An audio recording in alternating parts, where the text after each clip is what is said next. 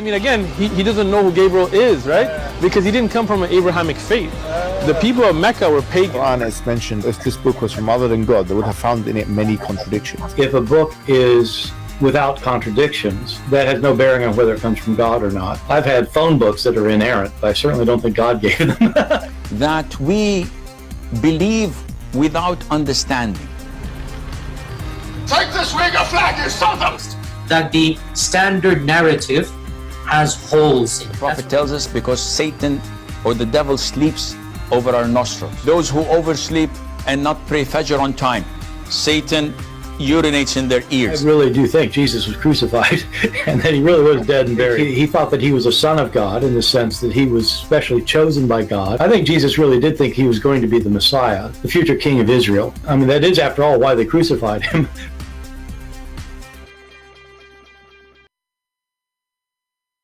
All right, hello everyone, and peace of Christ to all of you. Before we start, you know, I wasn't really going to go live, and I said, let us, you know, get this guy busted.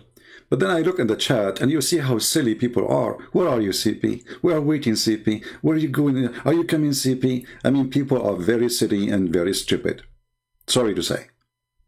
Are you in the bus station waiting for me? Are you homeless? Are you in the street? You are sitting in your home. So we are the one who spent from our life, from our time to teach you. And you are the one who calling us like waiter for you. So if you are a person who is so busy, you cannot wait, just leave and don't come here again. Now, we have two Abduls, and two Abduls will not make Allah God and will not make Muhammad a prophet. The Muslims are so desperate, they cannot find their prophet in the Quran, so they try to find him in the Bible. No problem. I mean, try. It's good to try. Doesn't hurt. Doesn't hurt. There's one person I need to ban here too. Here we go, we just did. When the Muslim, they try to find their God in the Bible, it's a good sign. Because that's mean our book is a true book and their book is a fraud. When a Muslim, he could not find a proof that Muhammad is a prophet, depend in the Quran alone, and then even they say that the Bible is corrupt, and then they try to find in the book which is supposedly corrupt, what supposedly will prove that Muhammad is a prophet. So how a corrupt book will prove your prophet to be a prophet? That's it must be a corrupt proof. So it is really funny, silly, stupid religion. When you are desperate, bankrupt, you look for your pennies, and this is their pennies. So today, this guy, he is desperate to get some Abdul. He is, I think, from France. And, you know, this is the only way to make money these days. Say anything good about Muhammad, and people will subscribe and will support you. Muslims, they support anyone, speak good about Muhammad, even if you are a cockroach. So he got this guy, and this guy supposedly he claimed that he speaks Hebrew, and you can tell he is not even reading Hebrew. You know, they use websites like those. And this is how they read. The same as the Muslim when they call me and they claim that they are reading Arabic. And you can tell even his Arabic is funny and dummy. So let us go and see what this guy he have to say to us, and we go from there. Remember, the topic is that Muhammad is in Isaiah 42. All right. And he actually gives the Arabic word deen as being the closest in meaning to the Hebrew. See, they found the word deen is the closest to the Hebrew. You stupid idiot. The Hebrew and the Arabic is not a language. Arabic is born of mix of languages, and number one mix is the Aramaic. So you are silly again. What is deen? What a big deal, guys. We are close. We have the word deen. Shall I tell you how many words we use the same? I mean, Arabic exists before Muhammad, you idiot. What does this have to do with Islam? Like, is Muhammad is the one who created the Arabic language? Is that word used by the pagan before Muhammad or not? How this is how silly, and this, I mean, you did not even start, and you are making me vomit. This is how silly you are. This is the most closest word to the word Quran, deen. Aha! Oh. Wow. Okay, so wow. Mishpat. The other guy says wow, like, you know. I mean, this one made him say wow. You know, this is the close word in Hebrew, the word deen. The other guy says wow. But this is a word we use for centuries before even Muhammad was exist. What does have to do with Islam? The word deen means religion. So those who used to kiss the black stone, they have a deen. Those who worship Jesus, they have a deen. Those who worship the God of the Jews, they have a deen. Those who worship the star, this is deen. Deen means religion, you idiot. What is wow. The other guy said, wow. The goyim yotzi, Legayim. to the Gentiles, he will cause to come out. The verb is he feel, it's causative. We can say he will bring deen to the ummiyin. Why the ummiyin, they don't have a deen? They don't. Look carefully what this guy he said. He just destroyed all the Muslim claim. He said that the word ummiyin does not mean they do not know how to write, how to read. They are the Gentile. How many times we said to you this is how it is? And how many times the Muslim, they say Christian Prince is lying? That the word ummi does not mean a person do not know how to write, how to read. It means the Gentile. So he just admitted that the people of Muhammad, they are Gentile, and his prophet is a Gentile. That's wonderful. Continue. The Gentiles. Ummiyin means Gentiles. Correct. He will bring divine religion to the Gentiles. And we have confirmation in the Quran, 61:9 of the Quran, huwa alladhi arsala rasulahu bil huda wa dinil haq. This is the proof you have? Let us go to the verse so people will laugh. So he is the one who sent Rasulahu bil huda wa din al haq. And by the way, your Arabic is broken like a boy from Afghanistan.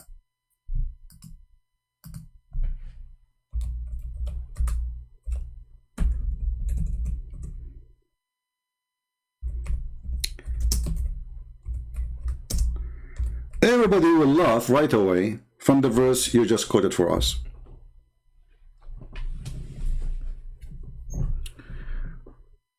هو الذي أرسل رسوله بالدين. هو. It is he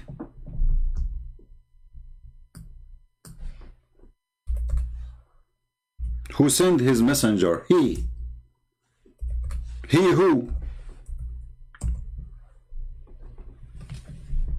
And this exists everywhere in the Quran, by the way.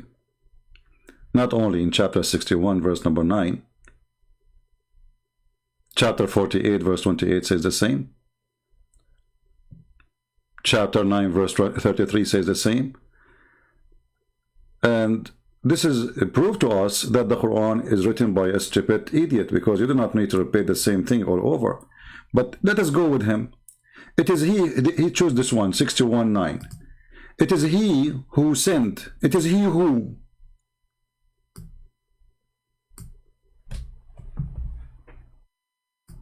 It is he who.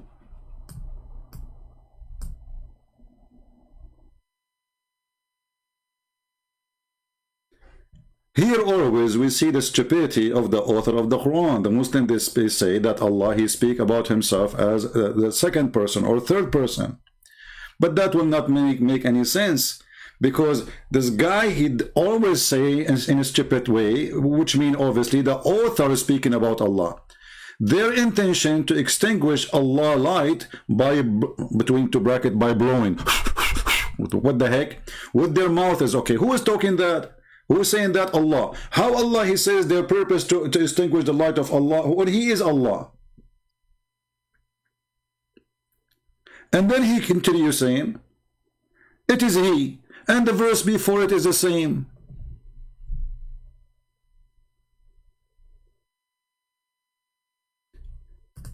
If you read verse number 7, actually, you will see that the idiot who chose this verse, he is stupid. Why? Because it says that Allah guide not those who do wrong. Is being pagan wrong? Yes. So how you can bring deen to those who they are wrong, if Allah is saying Allah guide not those who do wrong? Are we following, people? Are we following? He just chose a verse. That verse get him busted. Allah will not guide. He said that Muhammad will bring a religion to who? To the pagan. Okay, wonderful. The same chapter he chose, not me. He said 61, we went to 61. He said verse number 9, We just read verse 9 and we read the verses before it, 2 verses before it. Verse number 7 saying, and Allah guide not those who do wrong. Is being a pagan wrong?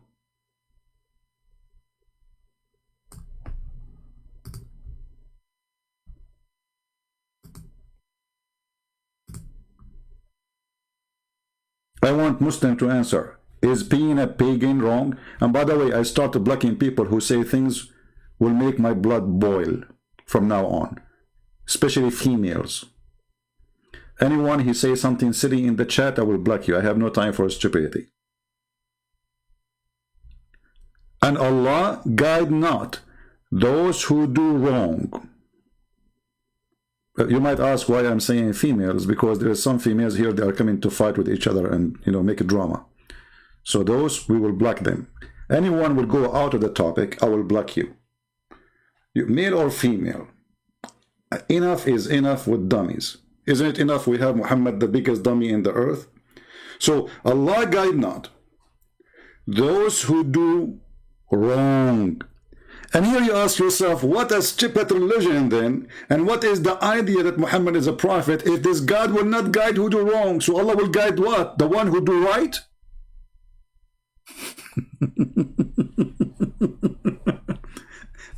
Shall we stop? We are done. We refuted them. We do not even need to continue about Muhammad in Isaiah 42.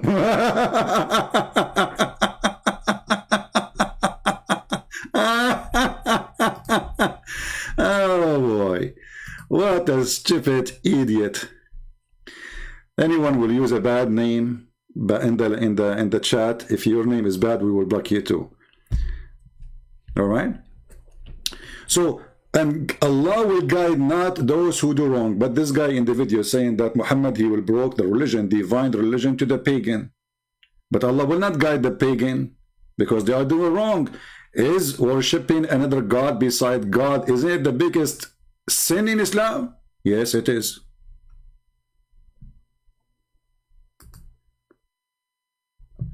If we go to different verse, just to show you how silly those people. This is the most stupid silly cult, and it is the easiest to defeat. You know, I can have a hard time with somebody's an atheist. He say he was a monkey, and then I say, okay, I say to him, I surrender. That's it. I cannot debate you. You are a monkey. You won. Okay, just you're a chimpanzee. But a Muslim trying to debate, he have the most horrible, stupid book ever.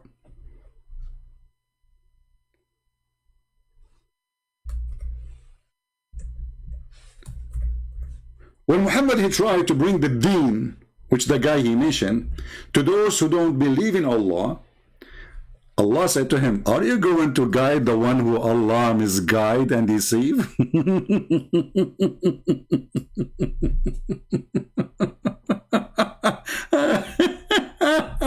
Unbelievable. So listen carefully. Muhammad, he went to those who don't believe in the true God, and he said to them, I want you right now to believe in the true religion, the divine religion, the one come with the black stone, we kiss it and we lick it, and it's in the shape of a vagina, the God who promised you an endless penis and a big ass, and women vagina, whatever you use it, Allah is going to fix it, and you don't be confused about using it again. It's going to be virgin. That God, he said to him,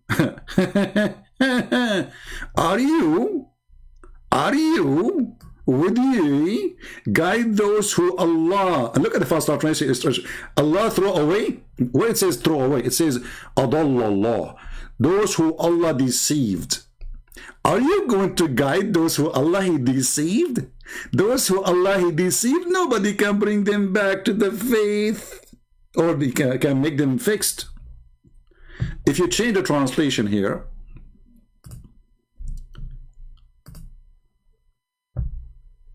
or the translator, sorry, because in Islam there is something funny about translators. When you translate you change the translator, you change the whole Quran.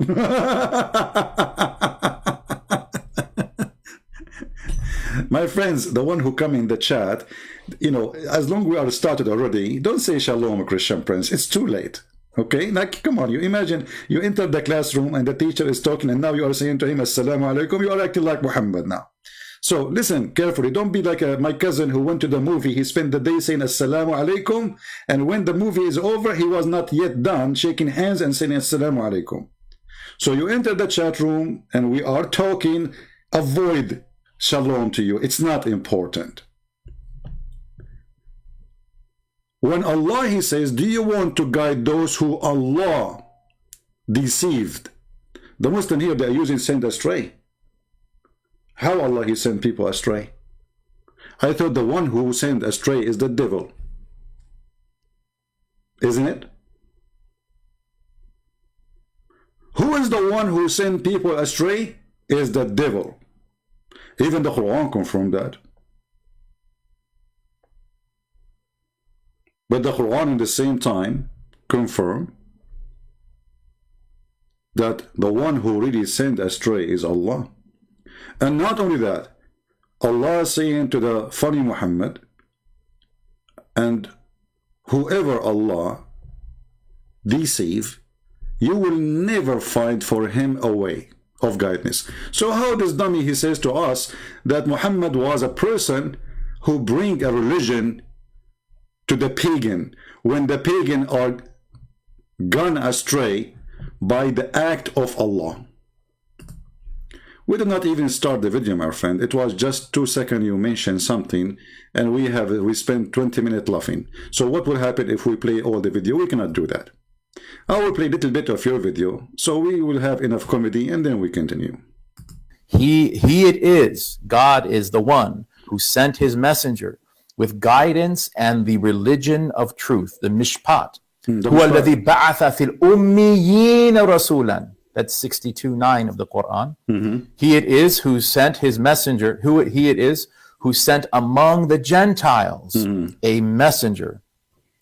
And of course, so you know, when the Muslim, they confirm now suddenly that Muhammad was sent among the Gentile, and by the way, he did not continue reading the rest because it says one of them.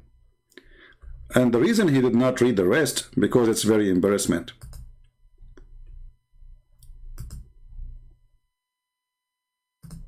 I will show you why he did not read the rest.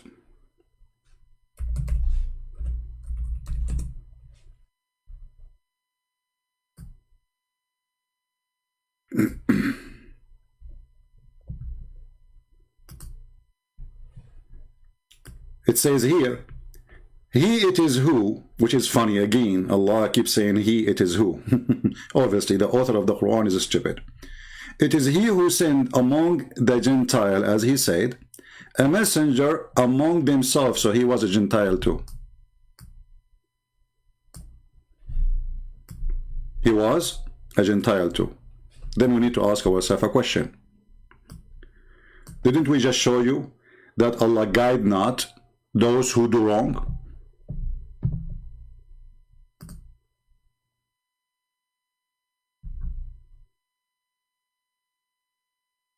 Chapter 61, verse number 7. And isn't it wrong to be a Gentile, which means not to worship Allah? So Allah guide not those who they are Gentile. How Allah will choose Muhammad to be guide or guided?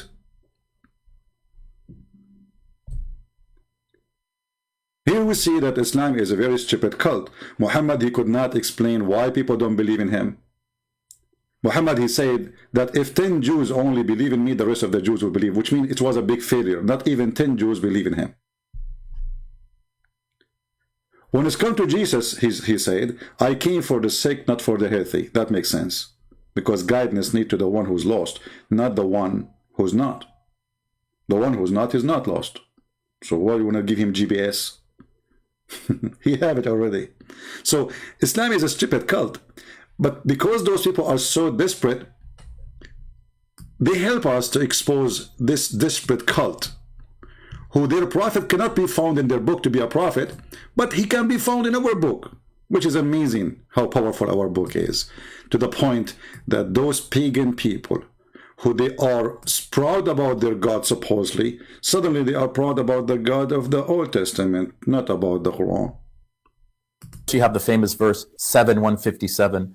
الذين يتبعون الرسول النبي الأمي. Exactly. Those who follow the messenger, the Gentile prophet, Okay. who is mentioned in the Torah and in the Gospel. So It says there, the one who mentioned in the Torah and the Gospel? The verse says the one who is mentioned in the Torah and the Gospel. Okay. Where it says that? This is the verse you quote for us.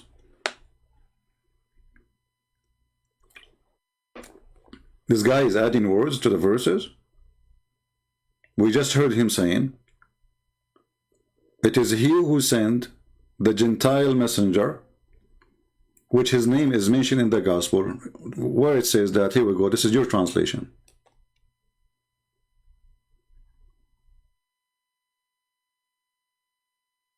Where we can find that.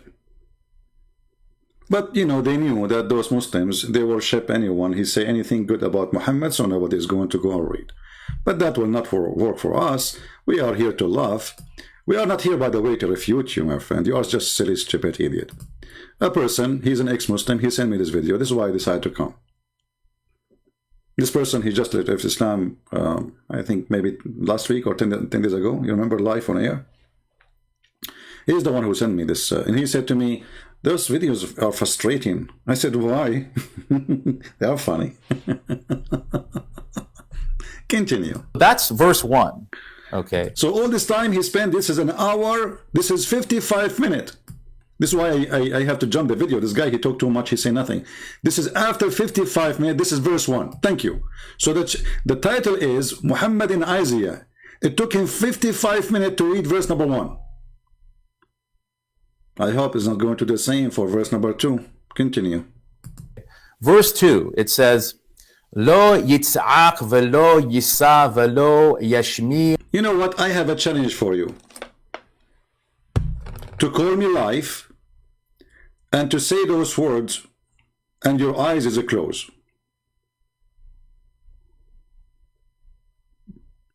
Or you know what? I will show you in the screen a verse of my choice and you read it. Stop using the Jewish website, which is pronouncing words in Hebrew, because obviously you do not know Hebrew, you do not know Arabic. I mean, this guy, he speaks a little bit of Arabic, but his Arabic is broken the same as my flip-flap shoes. And I could not find one in Walmart. The market is empty, thanks to, you know, Joe Biden. So, you know, like, okay, I'm going to read Hebrew right now. I became a Hebrew expert. So I will read, and now I became a Hebrew, you know, scholar. Read for us, please. Tell us what verse number 2 is saying. Give us the cheese. He shall not cry out, nor lift up, nor cause his voice to be heard in the streets. Meaning outdoors. Ibn Ezra says, Ibn Ezra said. The Muslim, they ask Ibn Ezra, and Ibn Ezra said, okay, what Ibn Ezra said? this was so that people would flock to him and not flee from him. So he have to be very nice, very gentle, and very kind. And look at this face. Look. Let me zoom in. Are you sure you did not work in the theater before? He have, I think, 3-4 screens, and he is reading from there. You know, this guy, he keep looking left and right, he's reading. Look at this, how cute. So Muhammad, nobody flee from him. Okay, let us go to the hadith. Shall we go to the Quran or the hadith? Is it Muhammad, he says, I was victorious by terror from a distance of 1 month journey?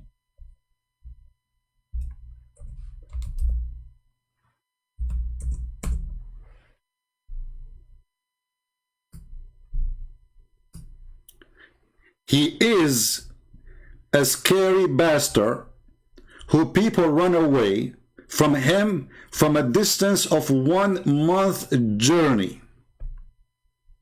And he just said, the Bible says, he is a person who his voice don't go high.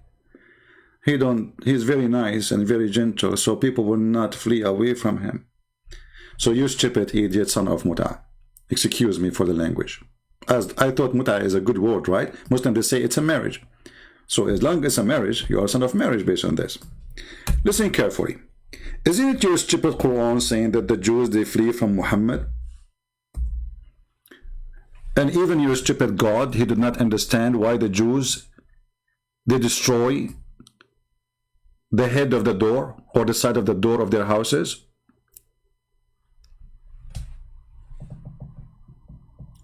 It is he who get out the unbelievers. From who? From the people of the book. From their homes. Okay. I thought they will not flee. You just said they will not flee. Everybody flee from Muhammad. Even his family, they don't want him. And here it says, they destroy their dwellings by their own hands. The stupid Muhammad could not understand why the Jews, when they left, they took from the side of their door, you know, they destroyed the door because simply there is a piece of rock. They write on it a verse from the Bible, from the Old Testament, that like you, Israel, your God is one. So the stupid Muhammad saying that, well, the Jews, why they are destroying their houses? Wherever they go, when a Jew, he leave the house, he don't care for the house, he cares for that rock. Because in the new house, he will put it there too. It's a sign in the top of every Jewish house. So the silly Muhammad, he could not understand why they are doing that, but for sure, somebody who have little education, he will know. But as he said, his prophet was a Gentile, and he is ummi, he is illiterate. Illiterate in the meaning he know nothing about God. And this is why, you know, if we go back, we will see that a person like this guy who claimed to be a sheikh, the shaky sheikh, Uthman, he said that Muhammad was from the pagan. Muhammad, he was from the pagan. Actually, this guy, he agreed. Muhammad was a pagan person, and he do not know who is Gabriel. He do not know who's Gabriel. He never heard of him.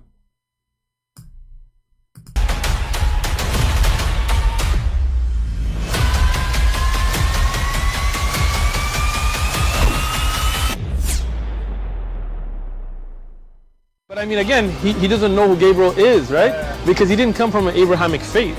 The people of Mecca were pagan. Quran is mentioned. The people of Mecca, they were pagan. The people of Mecca, they were pagan. He himself, he is not from the Abrahamic faith. All of this prove that the Muslim choice of Isaiah 42 is absolutely a fraud, because this person is already a servant of God. This person is already a believer in the true God, not somebody later will believe. He was named servant. He was not named a pagan. So he was a servant. He will bring the divine religion or believe to the pagan, but he is not a pagan. Do you see how silly they are? This is Isaiah 42. He arrived now to verse number 2. So he will not raise his voice in the street. He will not lift up. He will not even break a branch of tree. He will not burn a tree. So this person is already a servant of God. Muhammad, all his life, he is a pagan. And actually, after Islam, he is a pagan too, because still they believe in the same God. So if we go to the hadith, I'm not going to waste my time with this donkey. We will find Muhammad, he is burning.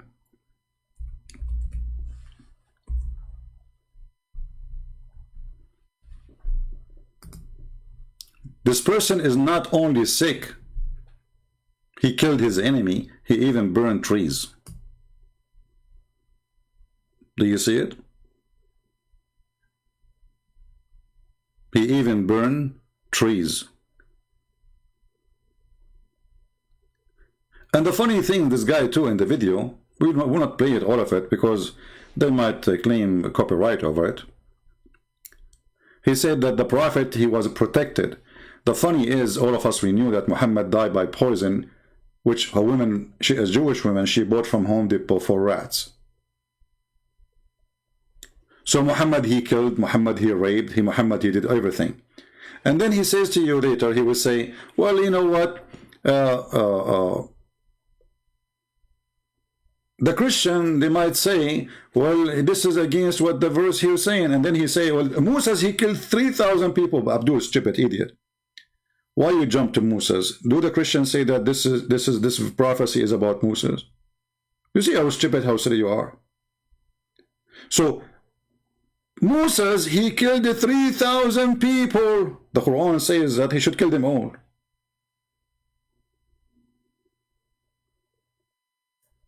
And who said that this verse or this chapter is about Moses? Why you are mixing things up? So they cannot make it fit with Muhammad. They jump to talk about Moses.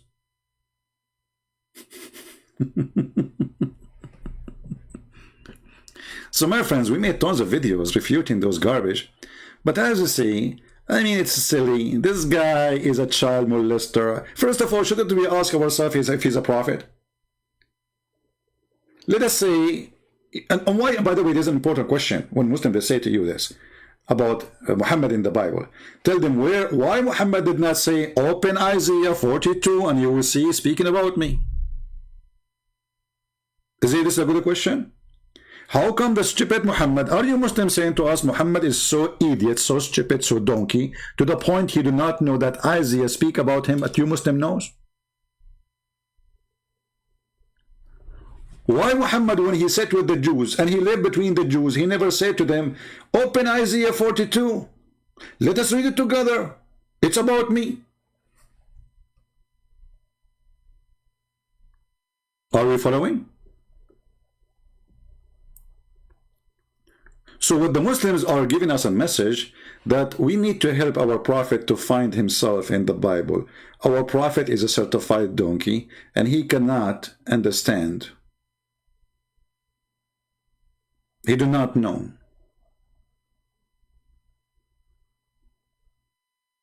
We know. The prophet do not know. The prophet is an idiot. He do not know that the Bible is speaking about him. And hold on. You know, they will say to you, no, the Quran says they will find in the book. Shouldn't you say which verse in the book? I mean, what kind of argument to say you will find about me in your book? Shouldn't say where in the book?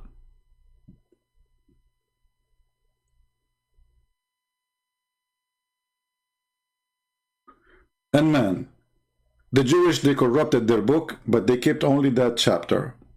That's it. The whole book is corrupted. This chapter is about Muhammad. It's a very silly argument, very stupid. But I want to show you something. I found a video about this guy, from this guy.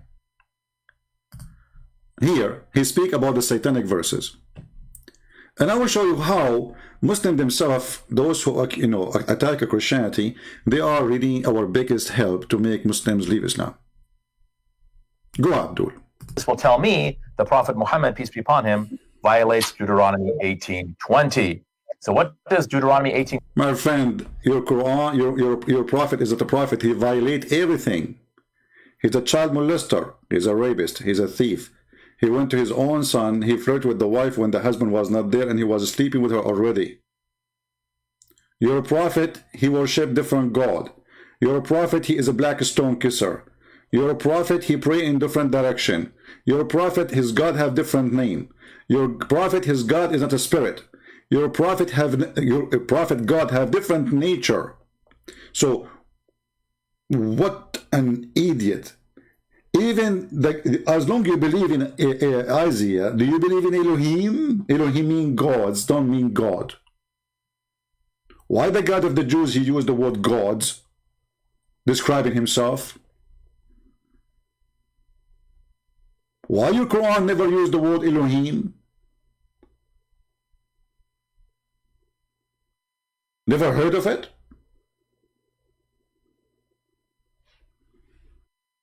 20 say? It says, "But the prophet who presumes to speak a word in my name, which I have not commanded him, or who speaks in the name of other gods, that prophet shall die." Okay, so what are they talking about with this verse? They're talking about the story of the satanic verses, right? Of course, so this was a phrase that was coined by Scottish Orientalist William Muir. Muslim scholars refer to it as Qissatul Gharaniq or something like that. Abdul, let me teach you Arabic. Qissatul Gharaniq. Gharaniq. May Allah gharnuq you. Continue. But as you know, Christian apologists, they love this story. Yeah, we love it. They think it's the greatest thing since the book of Galatians, right? And the other guy he love. The other guy he love. Whatever this guy he say, this guy he support. Like, wow, love.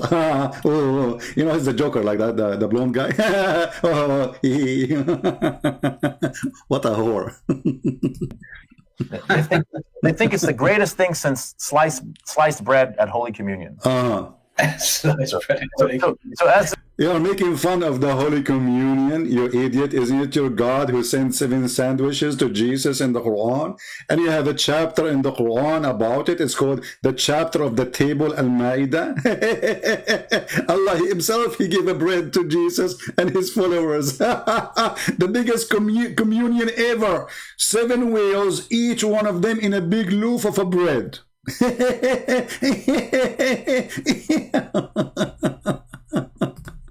As the story goes, and there are multiple contradictory versions of the story. Okay. Yeah.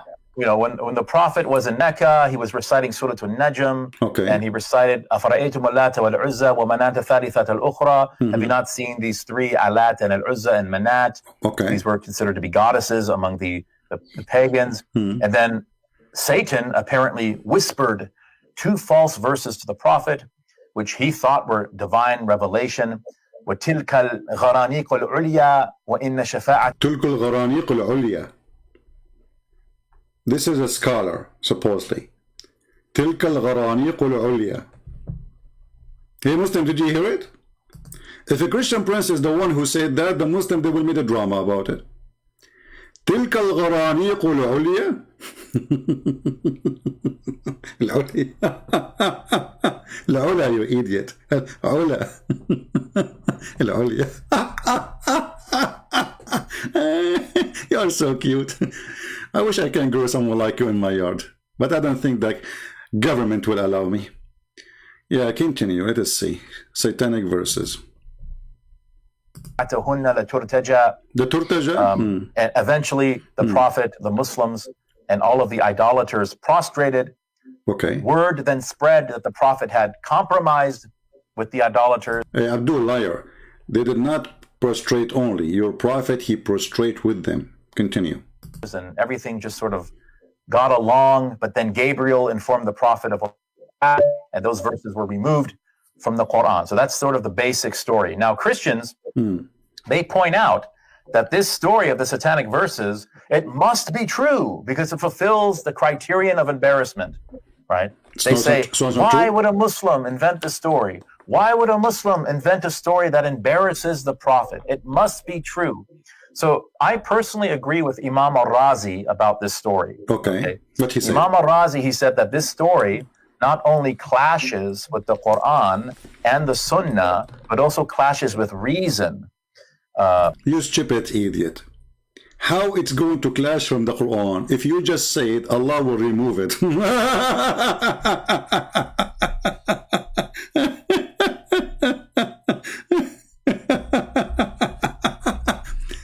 If it's not true. By the way, the Razi is the one who support your prophet about the sperm is coming from one of your prophet. He says that chapter 86, verse number 6 and 7, it says the sperm comes from the backbone of the man and the ribs of the women. Razi, he support your prophet and he claimed that the sperm of the man is coming from his brain. And the reason, because the cells of the brain look like a baby. You choose a Razi, you idiot. I mean, from all the donkeys in the world, you could not find somebody except a Razi. But look what happened. He said he speak like he don't believe in this story, but the Quran confirmed the story. He said that the Quran have a clashes with it, but the Quran saying Allah will remove it. So if Allah, why Allah will remove something is not there?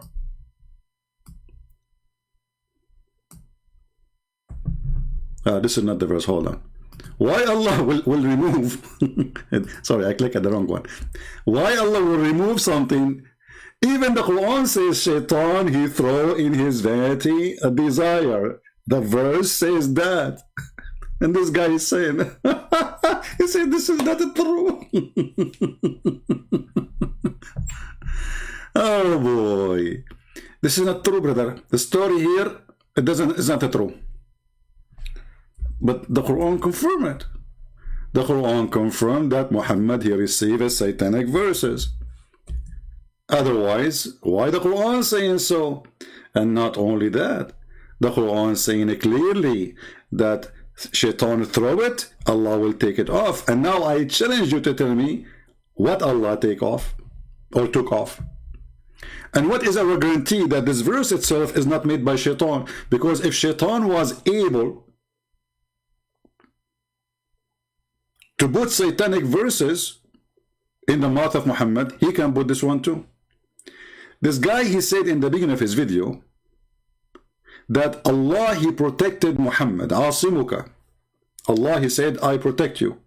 But as you see, he did not. Because protection will not happen after the disaster.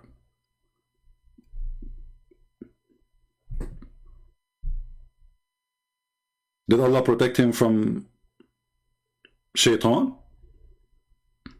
Did Allah protect Muhammad from the poison?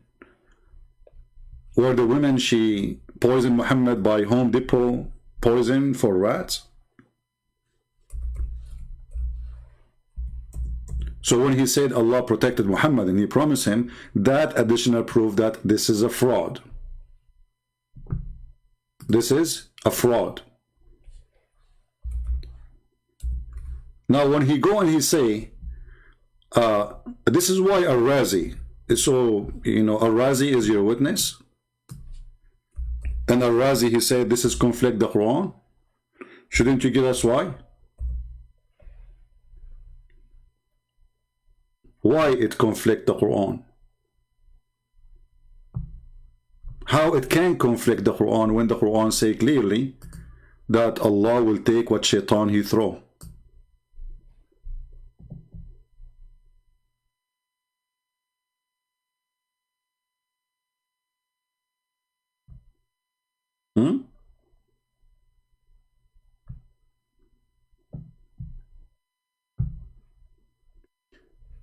Very embarrassing, very silly, and very deceiving.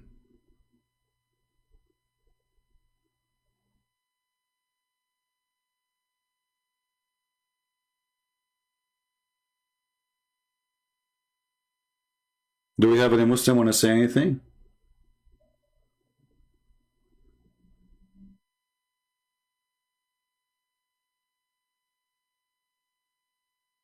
Anyone?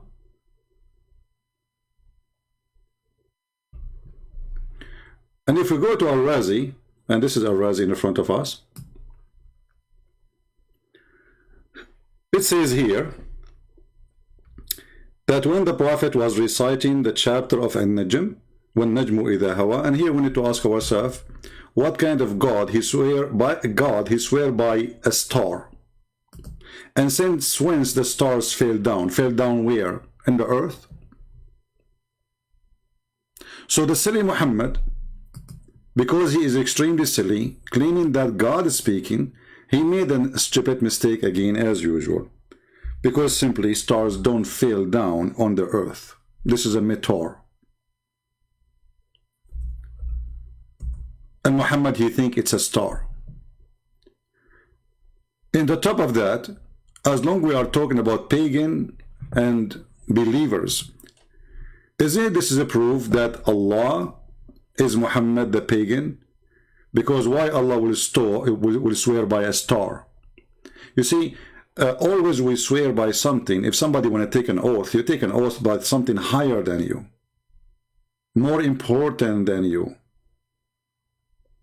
extremely valuable for you. But a God he swear by a star. Why?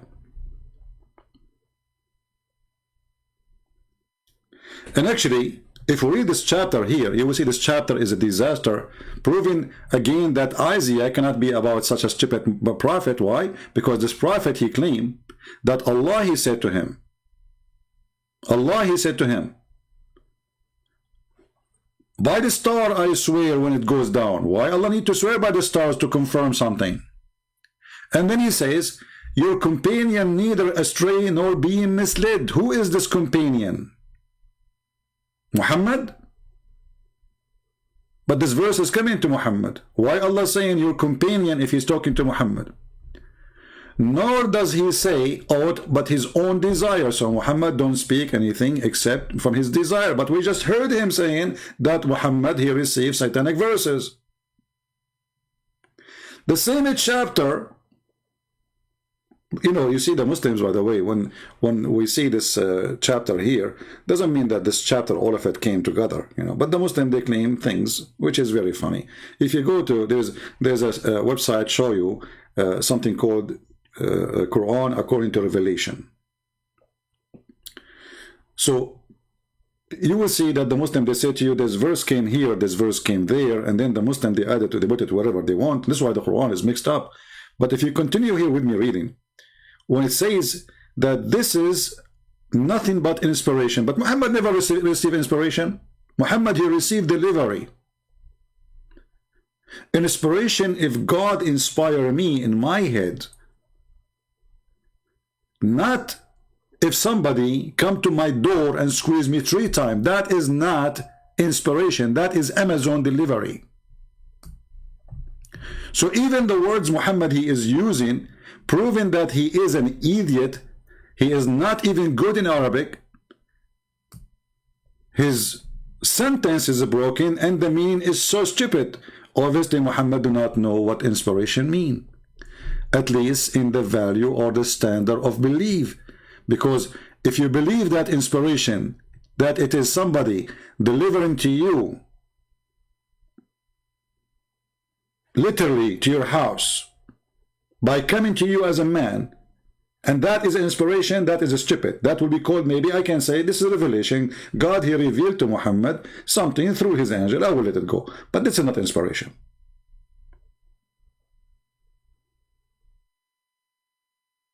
I can say I was inspired by this person, which means he gave me ideas.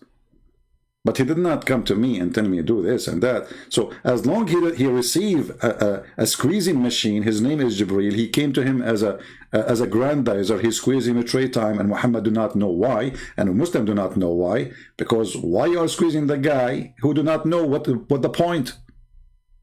And why you are saying to him read if the guy cannot read? Who is the stupid here, the angel or Allah or Muhammad? One of them is a stupid. I say the 3. Because if I say to a person who cannot read, that is stupid unless I want to do a miracle. Like Jesus said to the one who cannot see, he saw. The one who cannot walk, he walk. He said to him, walk. Allah said to Muhammad, read. Did he read? No.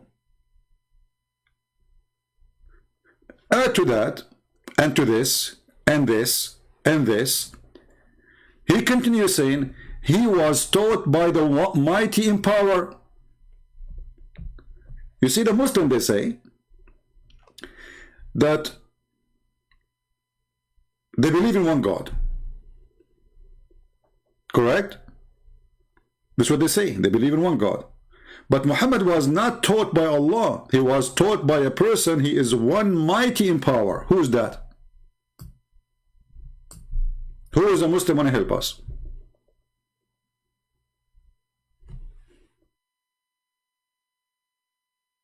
Any Muslim? He was taught by who? By one mighty in power.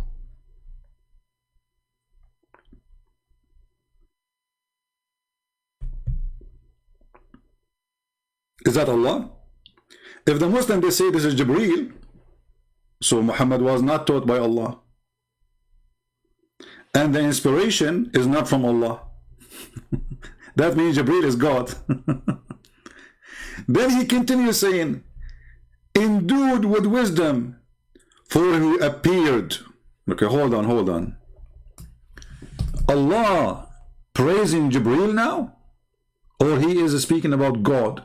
Who is this guy who is, full of wisdom? He is so strong. He is a mighty in power. And then it says, while he was in the highest part of the horizon. Like, what the heck? Who's this? And then it says, and then he approached and come closer. Like, what the heck? Listen carefully. The one who taught him, he taught him when he was in the horizon, and he is a mighty in power, and he is full of wisdom. So why he getting closer now? He taught him already.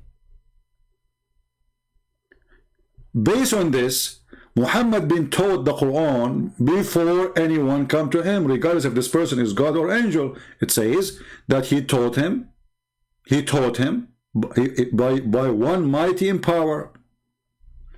By the way, this is a translation saying by one mighty in power, but doesn't say that in Arabic. It says Allamahu shadidul quwa. The one who taught him is the mighty in power. It doesn't say the one. The one who taught him is the one with mighty in power. Or he been taught by the mighty of power person. And then he approached him. Okay. And then he was a distance 2 bow length or even nearer. So the story of Muhammad being squeezed by Jibreel is a lie. Because this is not to bow barrier, distance. Muhammad lied in his story. Because as you see, he did not touch him. He was close. And then what happened? And look at the disaster. You see the Muslim, they said, between 2 brackets, so Allah. It doesn't say that in Arabic. So he did convey the inspiration. And why they have to add the word Allah here? Because it says here, to his servant. That will make Jibreel Allah. Because Muhammad servant of who? By the way, the word servant here is not accurate. Abdahu is not just a servant. Abdahu is his slave. So he convey the inspiration to his slave. If this is Jibreel, that means Muhammad is a slave of Jibreel.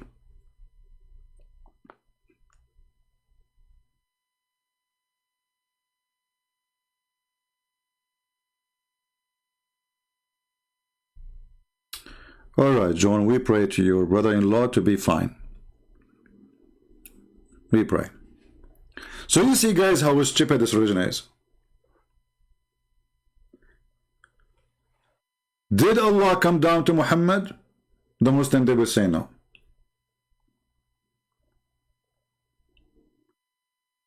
Do the verse says Allah convey the inspiration to his servant?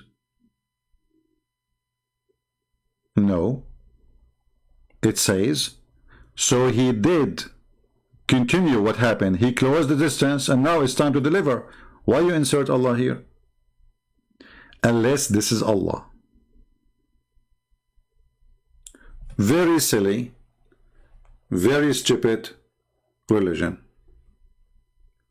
And if we continue, watching the videos, you will see that every single word they say is just a joke. Muhammad, not only he worshipped different God, Muhammad is a satanic messenger. The Quran proved that. And when the Quran confirmed that even Shaitan is an employee to Allah, and he is not a bad person, and Shaitan is a Muslim. Actually, even Muhammad, he confirmed that he received his command from the devil.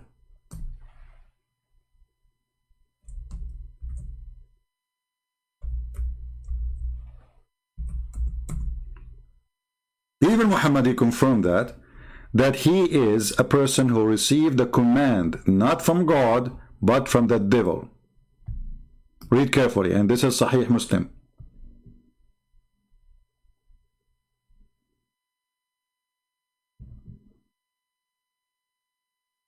Focus with me, people. Don't ask me about why Muhammad hates dogs now, because this is not our topic. Are you suffering from flight of thought like Muhammad? Focus, focus. Be mature adult. And we know why Muhammad he hates dogs, because dogs hate him. Dogs can, can sense evil. But focus with me. Muhammad, he says, there's none among you, but he have attached to him a shaitan, a devil. The Muslim, they will say to you, it doesn't say shaitan here. No, it does. Here we go, let me show you. We just move a little bit. The mischief of shaitan. Do you see it? The mischief of shaitan. Okay, what shaitan he do? How he send his troops, what the heck, to tempt people, and every person there is a qareen. What qareen mean? A companion. So according to Islam, every person he have a boyfriend, and his boyfriend is a shaitan. Muhammad, he said, I have a boyfriend, he's a shaitan too. And he do what shaitan do. And they said to him, and you do have to? He said, yes, but Allah helped me against him, so I am saved from his hand, and he does not command me but for good. So Muhammad received command from who? Muslims. Muhammad received commands from who? It's in the front of your eyes, the devil. So when the Bible speaks about prophets, prophets should not receive command from the devil, shall not speak in his name, shall not worship him, shall not follow him, shall not do what he do. Everything Muhammad did is a devilish, satanic. Not only he received satanic verses, this is the lowest to talk about. What about Muhammad, the good man, the wonderful man, making a chapter in the Quran saying any Muslim woman, she can offer her vagina to the Prophet so he can if it. Isn't it this is devilish? Is it really from God? He made verses saying any woman, she want to offer herself to the Prophet? Are you saying to me that Muhammad is a man who don't care for himself, but he care for his penis? Are you saying to me that Muhammad is very humble, but not when it's come to his penis? He want every woman to sleep with him. Even he said that Allah, he promised him to have sex with Mary, the mother of Jesus. This is how filthy he is. Even he said that he is going to have sex with the wife of the Pharaoh. Even the wife of the Pharaoh is not safe from his hand. When Khadija, she was dying, Muhammad, he said to Khadija, look how filthy he is. I mean, the wife is dying, and look what he's talking to her. He said to her, don't forget to say shalom, salamu alaikum, send my greeting to my wives. Khadija, she said, what the heck? You married women before me? You did not tell me. Muhammad, he said, I forgot to tell you, Allah will marry me, Mary, the mother of Jesus, and the sister of Moses, and the wife of the Pharaoh. And for sure, he said the sister of Moses, which is Mary, the mother of Jesus, because the idiot, he think that Mary, the mother of Jesus, is the sister of Aaron.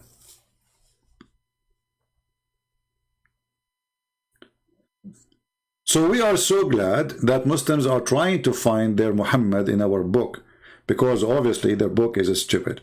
You see, when somebody says to me, Muhammad here, Muhammad there, Muhammad is everywhere, my friend. Muhammad in the cartoon too. When you say that Allah protected Muhammad, here we go, we are making a mockery of an idiot. Where is the protection? The whole world is laughing at him.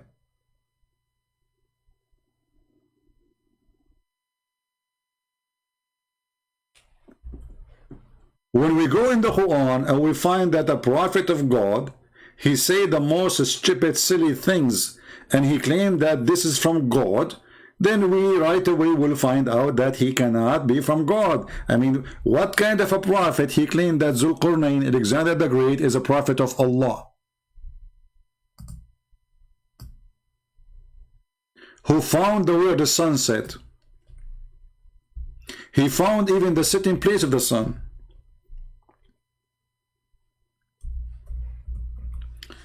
The Jewish always, they used to make fun of Muhammad. That's why he hated them, by the way.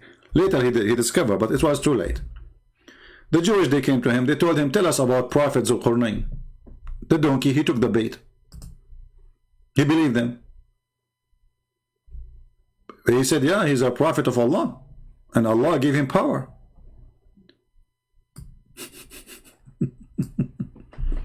This is the prophet you are talking about. He did not know that Zulqarnain, Alexander the Great, have nothing to do with the true God. He's a pagan. He did not know that this guy is a bisexual. He used even to sleep with boys. He did not know that this guy, he himself, he's a gay, which means even men do him. Suddenly this guy became a messenger of Allah. This is the prophet of God who brought Zulqarnain to be a person sent by God, a person who'd get boom boom, who men sleep with him. Open my Skype, Abdullah. Are you sure? Okay, Abdullah, I will open Skype just for you. You sound interesting. All right, I'm opening my Skype.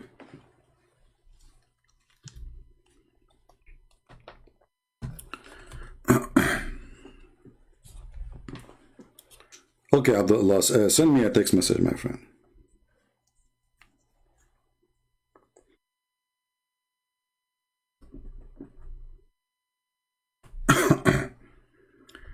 Hey, Abdullah, send me a text message. Already my Skype is open.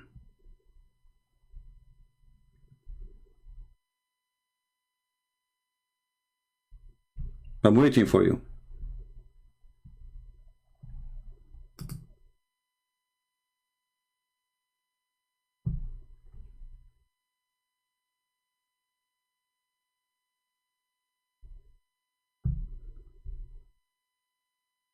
Are you there? Oh, this is you? Okay, love my Allah. This is you, Abdullah? Okay.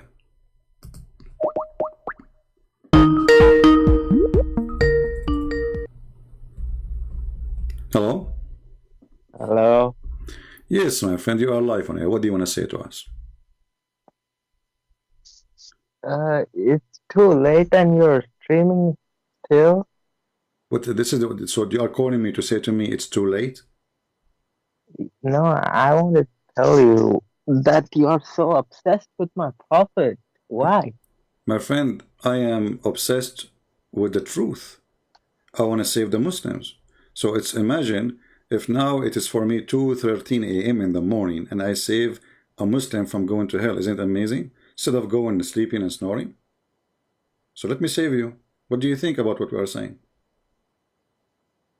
I know that's amazing if you are really truthful, that you are here to save Muslims.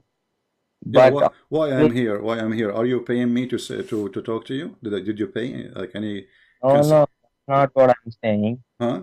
So why? So what I'm getting from talking to you now? What is the benefit for me? If that's what you're doing, then it's good for you. Okay, but let me ask you. As long as we mention this, shall I charge people to talk to me like now you are telling me, or I should not? I should talk to everybody if I'm a good person. Yes, you should talk to everyone. Okay, so why your prophet, he will not talk to anyone unless he pay him? Okay, we'll get to that, but... No, we get this to that now. Why your prophet will not talk to anyone unless you pay him? I don't know, what are you talking about? Show me. Don't tell me why I'm talking about. I'm asking you, is it true that your prophet will not talk to people, individual, unless they pay him? Yes or no? I don't know about that. I don't care if you know or not. I'm asking you, is that good or bad?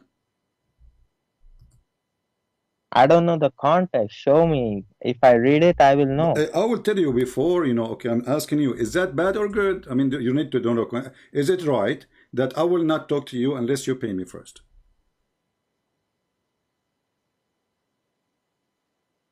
look, I cannot say right or wrong. Why not? Because there has to be, if my prophet asks for money to talk, Yeah. then there has to be a reason for it, because So what is the reason that I want to talk to you? You will not talk to me and you are a prophet unless I pay you first. I think you are lying, because Allah said this prophet does not ask you for any money. Okay, so I'm asking you, why you're a prophet then? He will not talk to you or to me or to anyone unless you pay him first. I don't believe, because Allah says my prophet never asks money. Okay, I'm asking you again. You don't believe, but are you saying to me that will be a contradiction? I have to see what it's about, I have no problem. I'm asking you again. Are you saying that there's no, you just said no way the prophet will do so. That's mean this is bad. No, it does not mean it's bad. But you just said no, there was no way the prophet will do that. No, I said Allah said he doesn't. You said I think you are lying. Why you said to me I'm lying if it's normal to do that? What make you think that this is a lie unless it is an embarrassing? No, why I'm saying is because... Read for me chapter 58 verse number 12 and don't waste my time. What did you say? Which chapter? 58 verse 12. Okay.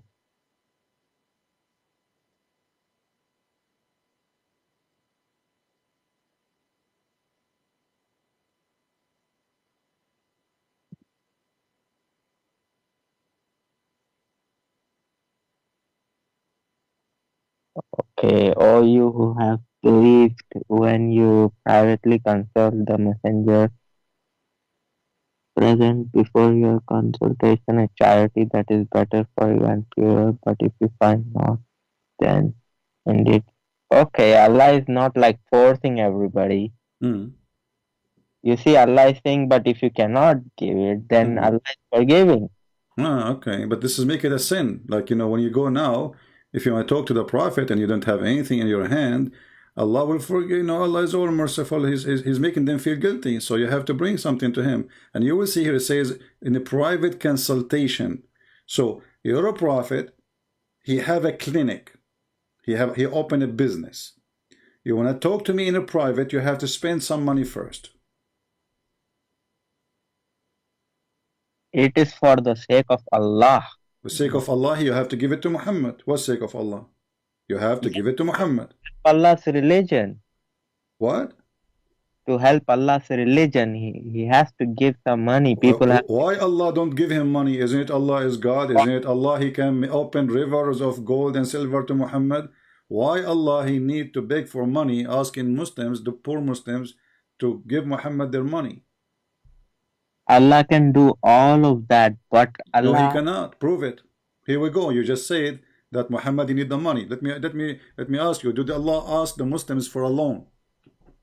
Yes. Okay. Why Allah is asking for a mortgage, a loan? Okay, let me explain to you. You see? You see.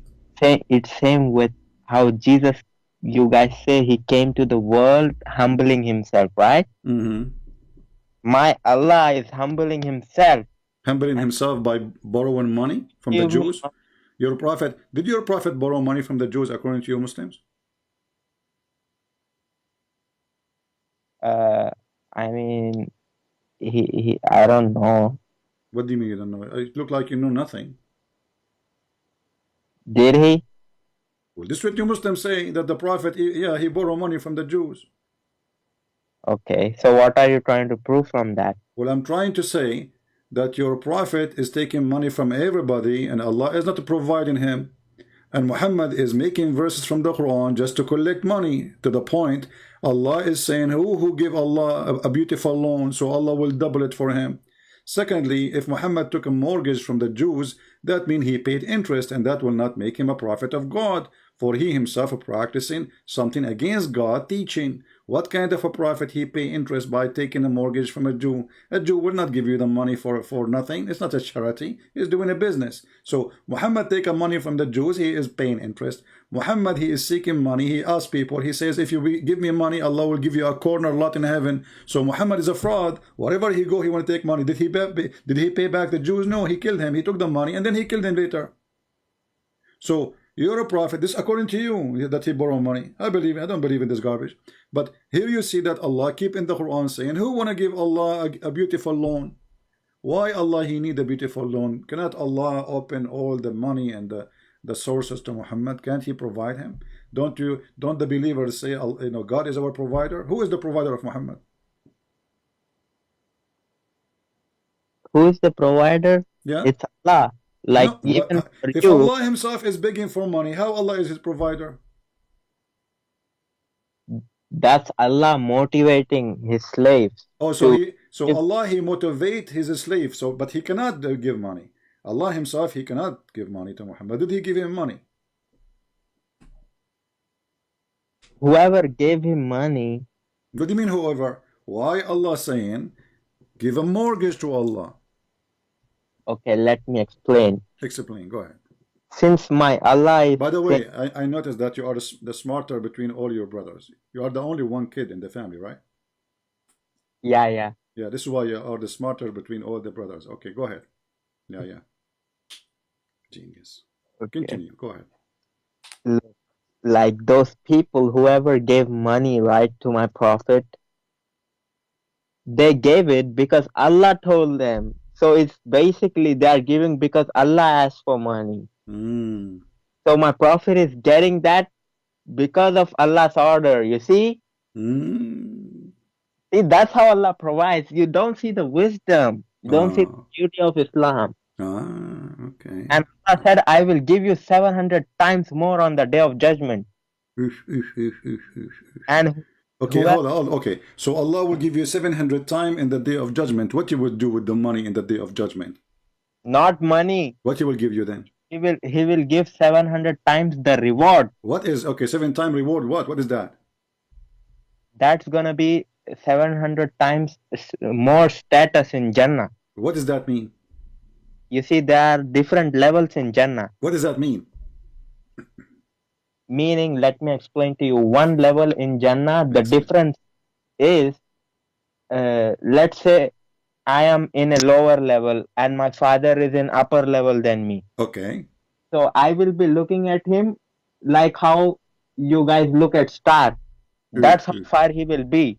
Okay, and what does that mean? I mean, okay, you told me that he is far, but this is not good because you will not see your dad no more. What kind of reward this reward is? So now you and your father in heaven, but you are in the floor, he is in the front floor. Hey dad, do you hear me? No, you idiot, I cannot hear you, I'm so far. What? I just gave you an example.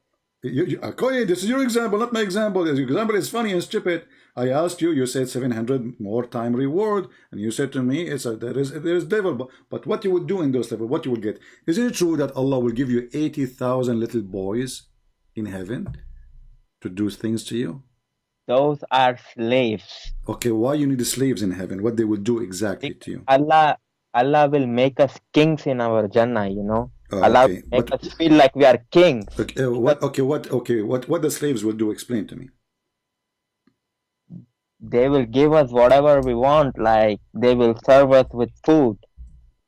So you need 80. How many sandwiches you will eat a day? It depends on how that place will be, you see. Okay, but hold on. Isn't it your God, Allah, he says, even the hadith says, if you look at the bird in the sky, is going to be in your dish right away, so there's no need for a servant. Isn't it your Quran says that your clothes will never wrinkle, will never be worn, which means you do not need laundry, you do not need to take a shower, and the food, even the trees will go down to you. So what the servants for? They will do nothing. What those servants are doing? No, those servants are there for specific time. They will bring food at specific time. But your God, Allah, he just told you that the food will come to you. Nobody need to bring it to you. Yes, that will come. but that does not mean that the slaves will not do what they're supposed to do. Okay, hold on. Can you describe for me first the slaves? Describe them for me. By the way, you are the smarter again between all your brothers, and you said you are the only brother, you are the kid in the family, and you agree that, okay. So describe for me exactly how those slaves look like and what their age. Is it true that they are kids, little boys? I mean, they are young. How young? Described as, I don't know exact number. Why you don't know? They are young. They are like maybe physically strong, young, you know. Strong, you like them strong?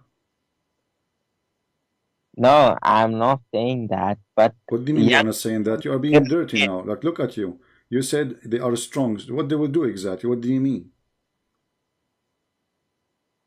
You see, you always have this evil mentality of taking things. But because your Quran says that those kids, those boys, they will never bleed. Those boys will what? Will never bleed. Okay. Why they will not bleed? They are strong because they are strong. That's how beautiful Allah made them, you know. What the beauty have to do with the bleed? They are boys. Women, they bleed, but why boys will bleed? From what? I don't know. You should know what context Allah is you saying. Tell me. You are the Muslim who you are the only smart person in the family between all your brothers, and your mom, she have only one son anyway. So you are the genius, and you are saying to me that those people, they will not look. The Muslim, they translate the word bleed that they will not get drunk. Are they going to drink with you? Oh, so it's actually a drink. But the boys will drink with you? You will be drinking with boys? Or they are servants? I mean, if they are servants, but if we want them to eat with us, they will. Okay, but here in Arabic it says la yanzifun, they will not bleed. So why they are saying they will not get drunk? Okay, so every single translation says drink and not bleed. So why it says here, you know? So they mean that they will not bleed from drinking. If that Arabic word is actually bleed, then I would have to ask somebody why instead of like writing bleed, why? Okay, let me ask you. Let us take it here. It says here that those boys around them, they are youth. And in different verse, it says that those youth are very white. Why they have to be white? Why they are so white? They are the same as lu'lu'. Lu'lu' mean, you know, like pearls. They are so white like pearls. Why they are so white? You see, when you will see how a pearl looks like, beautiful, shining, bright. Okay. Then you will see its beauty. Allah is describing them how they will be in beauty. So you like a beauty? You like pretty boys around you? No, that's not what I'm saying. But Allah, you are the one who said beautiful. Okay. Every word of His is beautiful. Okay, you said that they are young males. They are very, very pretty, and they are pretty like pearls, right? Do you agree with the word pearls with the Quran?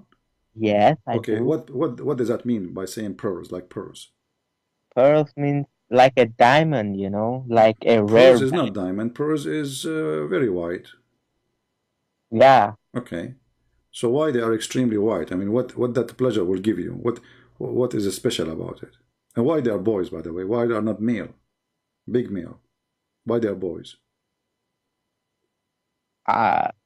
Young male servants, not young kids. No, it says boys. Ghulman.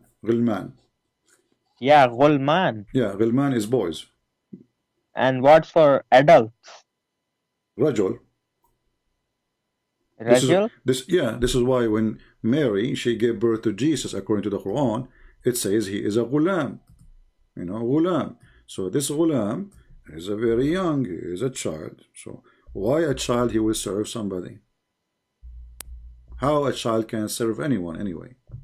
It's not like if you go in the Quran, you will see the word ghulam appear in many places in the Quran. And then this is Mary, you know, even the story of Abraham, the story of Mary, the story of Zechariah, etc., etc. It says that this is a ghulam. How I'm going to have a little child, and I am old, like Abraham's wife, she said. And Abraham, he said. So a ghulam is having a child, a baby. So how the baby will serve you? And how the baby will serve you? look, those are the things of afterlife, right? So yeah, don't know the and okay, obviously you have no idea what you are talking about. So guys, after 1 hour, he come to the conclusion this is afterlife. For sure, afterlife. We are talking supposedly about heaven. What's wrong with you? Listen, Abdul, focus with me. So they are little boys, and they are the one who need somebody to serve them. So how little boys can serve you when they are the one who need a servant? That's why I don't believe that they are little kids. How old they are? What do you mean they are not little? How old they are? They are at least adults. Right. So why they are saying that they are very little young? It says ghulam. Young meanings like not old, young. Like I am 21 years old. Those boys, Allah, He created them just to serve you, right? Yeah. Okay. No, I mean, is that fair? Is that fair that to have a slavery in heaven? Do you support slavery in heaven? Is that justice that you are just sitting in your ass and there is 80,000 little boys serving you? Is that justice? Does that make God happy? What is justice? What those boys did? Justice is that God created a creation. Yeah, so you create them to abuse them? No. So isn't it abuse? Do you like to be a servant too? Do you like to be a servant, one of mine? I will go to heaven now, and Allah will make you a servant. Is that something you like? Be honest. In the Akhirah, these people will serve people of paradise. So these servants will actually feel proud. Oh my God, these are the people of paradise that we are Okay, why so? Okay, guys, the servant will be proud. They are serving Abdul for eternity. They are proud. I mean, look at the logic. Look at the stupidity. What did you eat today? Do you like to be proud to serve me? I will give you a job. I'm going to convert to Islam, and I will ask Allah to make you my servant. Do you like that? Not in this world. Why not? Okay, do you like to be my servant in heaven? If I didn't exist as a human and Allah created me, so those boys are not a human? Who said they are human? So why you call them boys? Maybe Allah is just giving you an idea that they will be young boys, like young boys, So when he say boys, they are not boys? They are what? Young plastic? Are they boys or they are not? But they are not going to be like us, free will people, They are going to be like angels.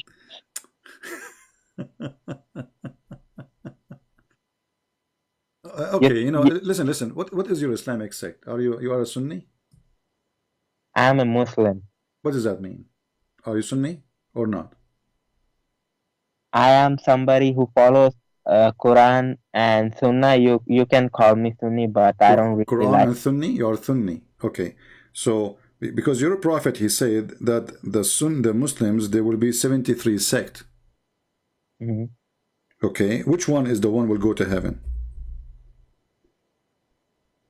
The one which my prophet said, Allah's hand is upon the ijma.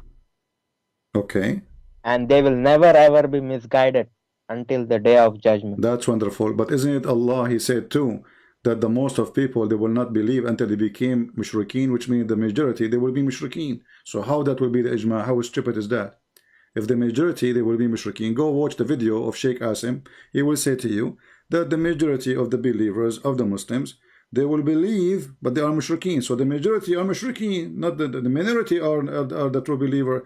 Even your prophet, he said that Islam start as a small and will end as a small. So the ijma will happen, if ijma happen, that the majority and the majority, they are not the Muslim no more. Is it true what you are showing right now on this hadith that Jews were split 71 according to you? This is not according to me. This is according to your funny prophet. So I think this is also gonna happen right until the day of judgment, I think. Okay. And the Christian, there will be 72 sect, and the Muslim will be 73. So what Muhammad did, Muhammad, he was a failure. He is the worst. His religion is 73 times divided. The Christian and the Jews, they are more successful to preserve their book then.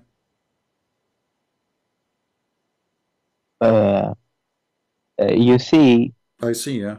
even though they are divided, but my Prophet ﷺ was shown shown what? Was shown all the prophets, and when he saw all the prophets, behind them were very few people, but when he was shown his ummah, he saw all of the heaven filled up. That's how many people followed him and went into Jannah. Oh my God. Oh my Allah. But look what happened now. If your prophet is saying the truth, then if the majority of people who will go to heaven is the Muslims, so how your prophet says the majority they will leave Islam? Isn't it the Muslims they say? And your prophet, he says Islam start as a small and end as a small. Okay, I will explain to you that too. Explain to me. The end will be small. Allah will take, Jesus will come back. Okay. And when he will come back, it will be very near of end of times. But your prophet, he said that Jesus is already coming, and that is the sign of the judgment day. Actually, your prophet, he said that, Jesus will come now, and he will be imam between you. Yes, but you are absolutely correct. But what you are understanding through it is wrong. What do you mean? You just said I am absolutely true. So your prophet, he confessed that Jesus will come in his lifetime. No. That's where you're wrong. Because again, repeat what you said. Jesus will come during the lifetime of Muhammad. And Imam will be within you, right? He will be within you, speaking to the people around him, right? Yes, and we have other hadiths explaining what that is. Explain to me. Go ahead. Prophet ﷺ said how great of his one of his kids will be, his member of his progeny, Imam Mahdi alayhi salam. Don't go there. Don't go. It says that the Messiah will come between you, speaking to people in front of him, not generations to come. You see, this is why you have to be honest. See, when you ask me something, I try to be honest. You try, but you are not, you are saying.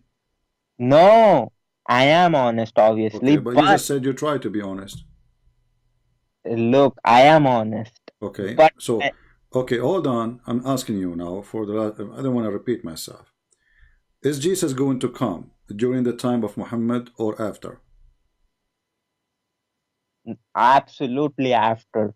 Absolutely after. Okay. So if we show a hadith saying Muhammad, he said that he will come between you and he will be imam between you, speaking to people in front of his face, that means Muhammad is a liar, right? No. What do you mean no? So why Muhammad saying he will come and he will be between you, speaking to people in front of him? That's why you have to understand what we Muslims believe about that. What do you mean? So your prophet, he used the wrong language. Are you insulting your prophet? I smell something fishy about you. It sounds like you are trying to insult Prophet of Allah, peace be upon him, trying to make fun of his belief, and you are not serious. I am saying to you, the prophet said so. You say to me, you don't understand. Which means you are saying that when Muhammad, he said things is confusing. No, I am saying you guys don't understand it and you guys believe about it whatever you guys want to believe about it. What does that mean? I'm asking you now. Is Jesus going to come during the time and the life of the Muslims in the time of Muhammad? No, I said no. Okay, when you say to me you don't understand, do you know what I'm talking about at least? I said you don't understand, but I understand. Do you understand what? I understand that hadith that you showed me, where my prophet said, what glory will be of this ummah when Jesus, son of Mary, will descend down, and Okay. the Imam will be amongst you. Amongst And you. Okay. What do you know the hadith? Do you know the hadith number? I don't know the hadith number, but I have read it. Okay. So, but it says amongst you, right?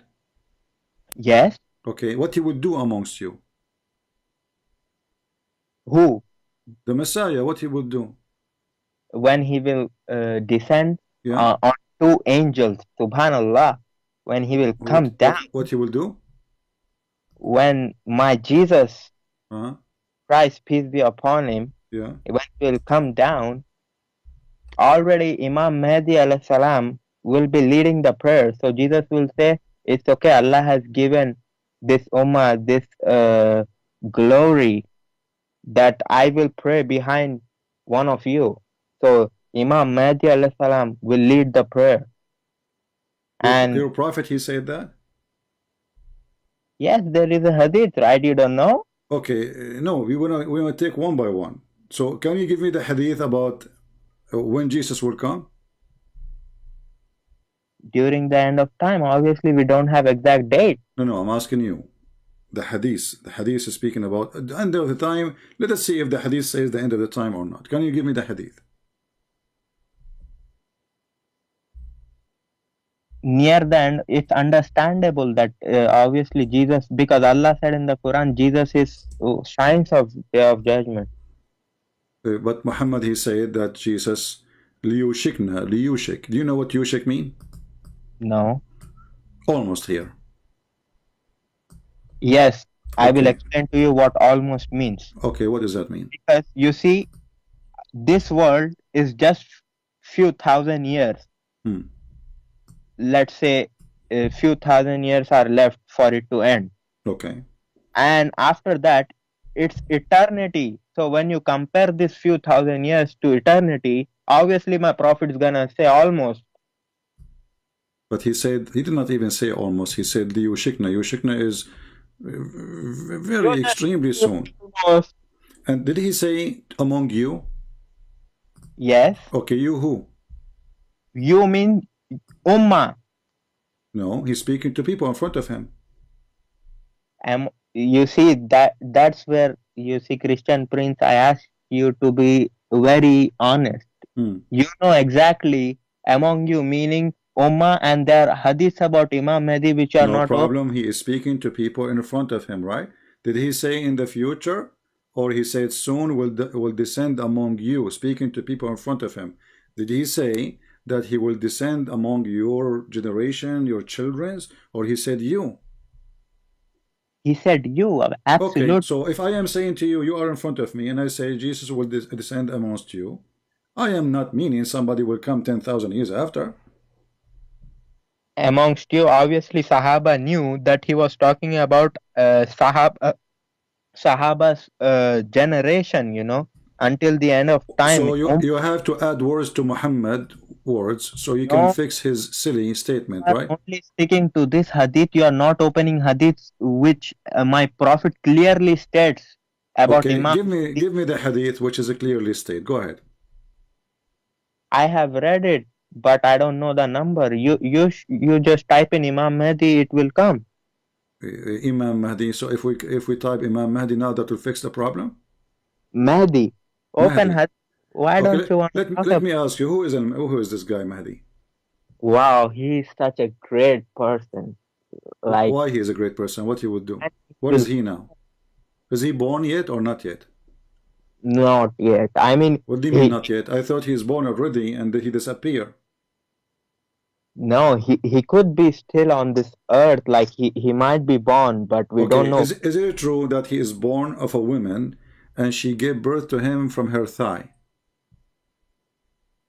Where did you get that from now? From the hadith. There's tons of books about the birth of, and not only that, especially the Shia, like Al-Mahdi, when he fell down in his ass, he don't fart. You know, those are Shia hadiths. I don't believe in any of them. Okay, so give me the hadith about Al-Mahdi so we can learn something about him, something serious. You already know, but you're not opening from Sahih Bukhari and Show Muslim. me, give me something to prove that this guy exists. I mean, this guy, even you Muslim, you claim that he is the grandsons of Peter, the disciple of Jesus. You Muslim are crazy. Tell me who is this guy Al-Mahdi. I want to know who is his father. No, not father and mother. We are only talking about Imam Mahdi, who Okay, I'm he is. asking you, who is this Mahdi, who his father is? Okay, let me tell you who he is. Let My me tell you, prophet okay. said, Okay, tell me. near the, near the day of judgment, from my progeny. Okay, who is Al-Mahdi? Who is Al-Mahdi? Give me his father. Who is Al-Mahdi? We don't know. When he will come, we will know. And my prophet, you know how important So Imam he Mahdi. did not come yet. Allahu Alam. What do you mean he did not? He's a guys. Allahu Alam.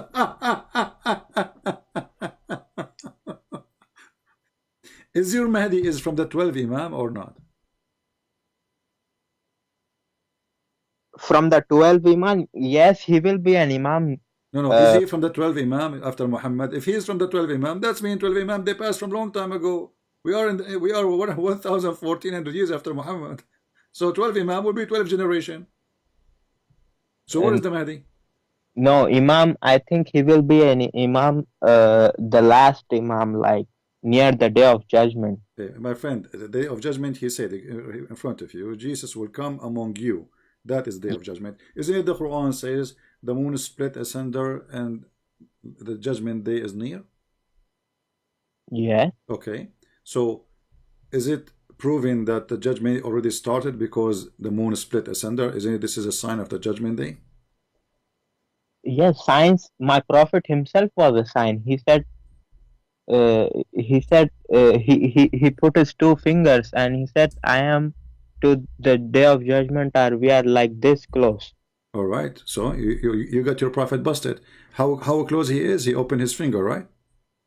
Yes. Okay. So how he can be prophet then? If he say this is how close we are, and then never happen. First, we skip to a topic. First, talk about Imam Mahdi, Okay. and we will go. We will talk about it. Don't worry. We have time. Did your prophet say to when I said to you that the Messiah will descend among you, you said this is about the future, right? Of course, it's about, because all of the Sahaba knows what Prophet ﷺ is talking about. Okay. Did your prophet says to a person in front of him that this child will not grow old before the judgment day comes? Don't change the topic. I'm not. We are talking about it. Yeah. The same thing. Here we go. Read with me. Read with me. Read with me. Read. You are talking about that orphan girl? I'm talking about a person. He was in the front of Muhammad and he is a boy. He said that this person will not live until the judgment day come, which means he will not die.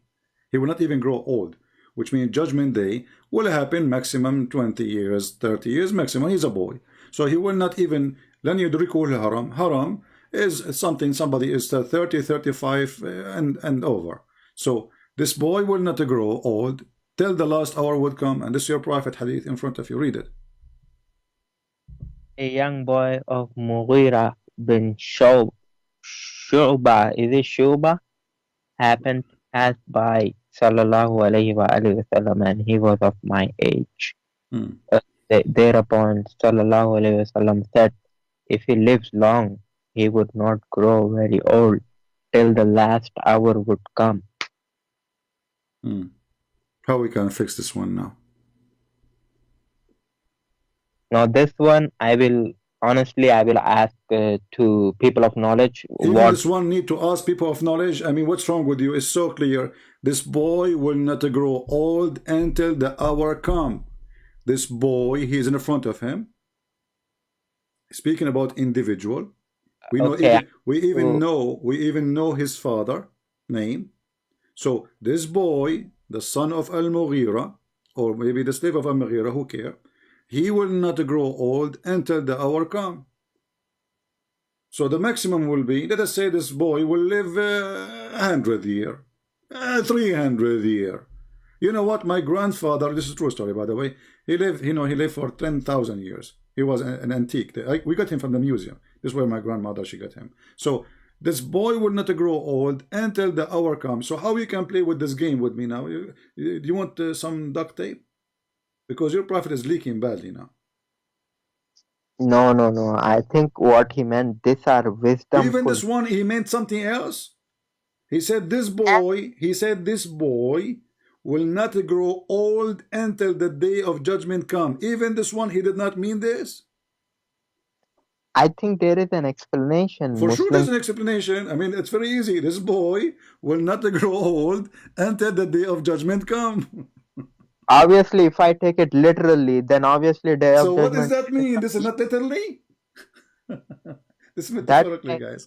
You see, if I'm honest, Just just take a hike. Come on. I gave you time. I give you a chance to talk. You're silly. And the funny is, when I said to him, you are the smarter between all your brothers, and you are the only kid in the family, right? He said, yes. This will remind me when I told my mom I was #1 in the classroom. My mom was so proud about me, but I did not tell her that the principal, he put me in a classroom alone because I was troublemaker and there's no other student, so I was #1. Yeah. And this remind me of Allah saying, I am the best of the creators, and the Muslims, they say he is the only creator. So how he can be the best of the creators if there's no other creators? That is a false exaggeration of being the best. That is the most stupid best. So look at this, and this is Sahih Bukhari. What they will say, this is fabricated. This is Sahih Muslim, this is Sahih Bukhari. As you see, this person will not grow old until the day of judgment come. As simple as that. So, and the Muslim, they will start, put duct tape there, put duct tape, if this young boy live, he might not grow old till would see the last hour come to you.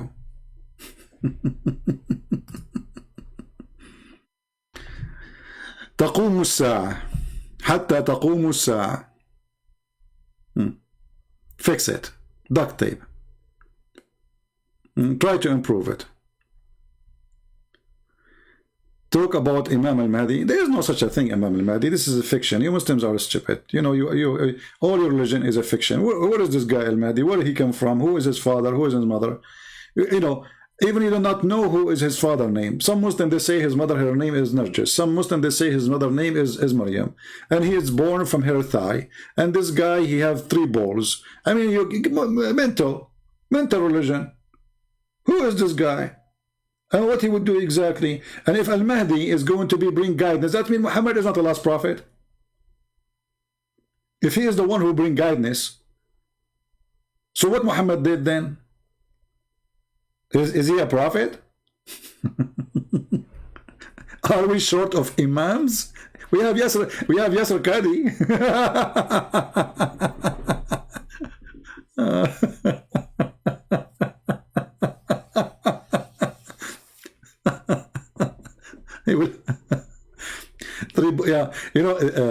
There's a Muslim, he was so proud about, he said to me, do you know about Ibn Battuta, the most famous historian before even Western, they went to America? I said, Ibn Battuta? He said, yeah. He said, Ibn Battuta is a historian? He said, yes.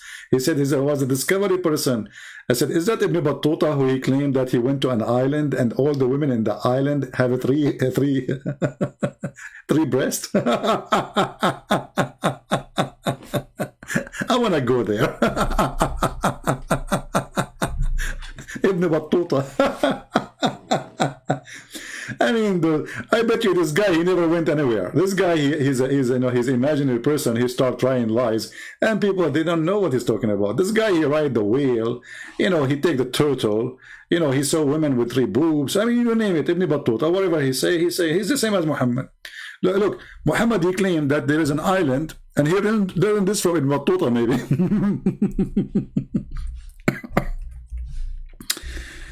There is a woman, brothers, sisters.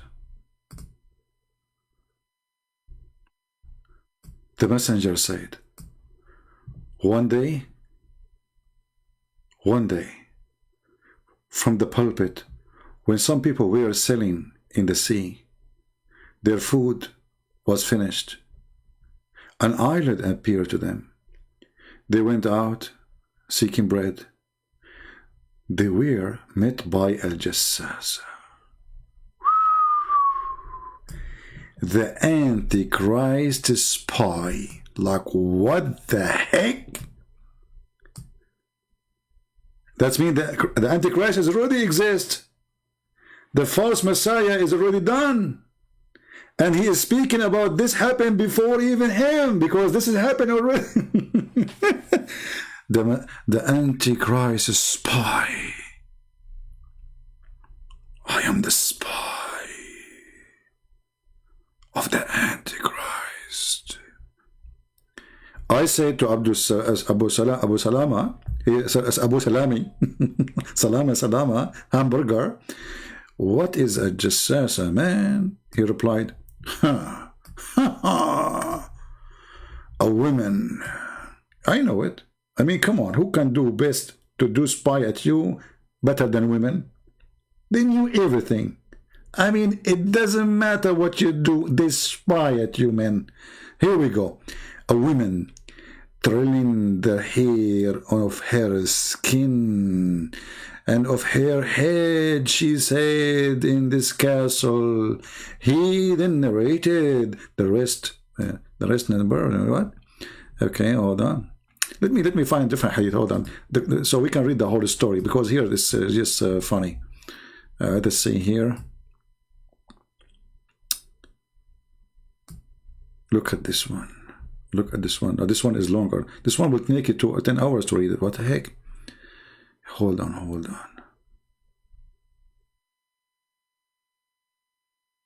on. Okay, this one have to do with anus. Okay. The same story, but here like the longer version of it. Let us see where we start. Okay, brother.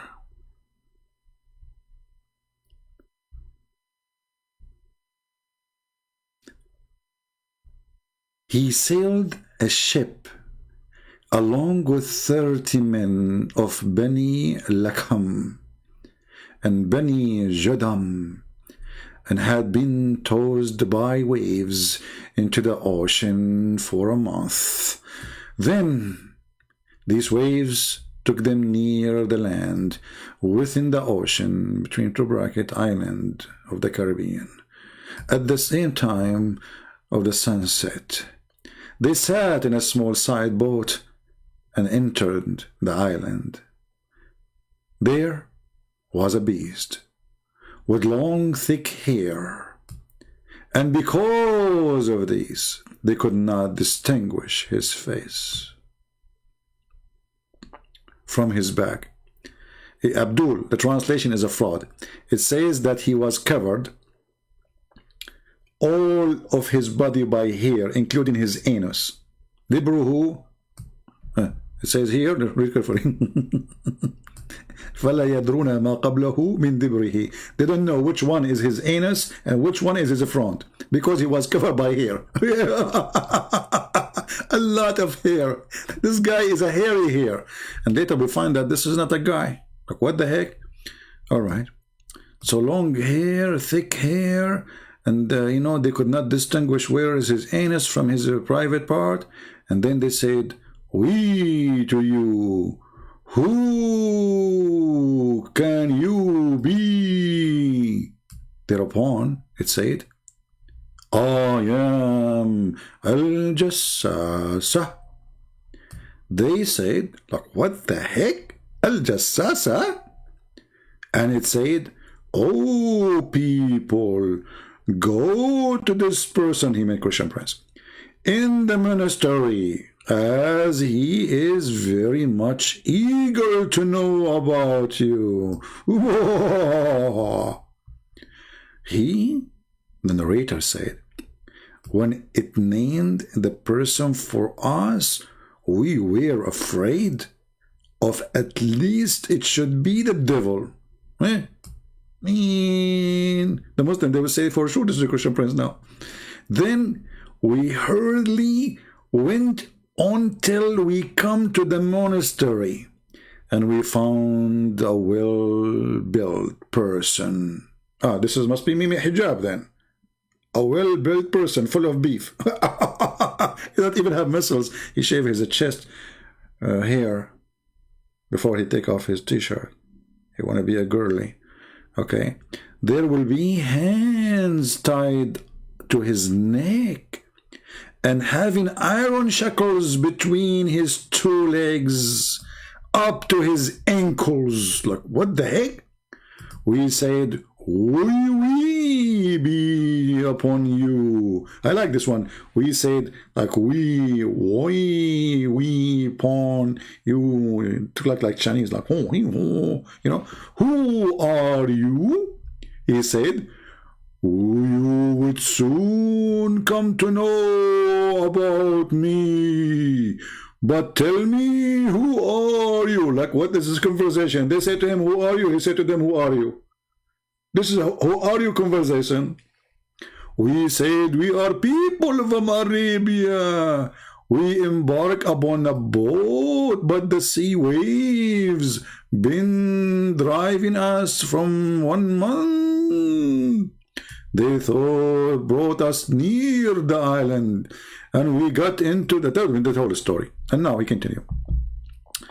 And then it says here, and here a beast met us, and profusely thick hair, and because of the thickness of his hair and his face, we could not distinguish his anus from his front. We said, we be to you. Who are you? It said, I am a jassasa. We said, what is al jassasa? And it says, you got to go to this person in the monastery. I mean, they have to repeat everything. You know, this guy, they have time, you know, at that time they have time to repeat the story, you know.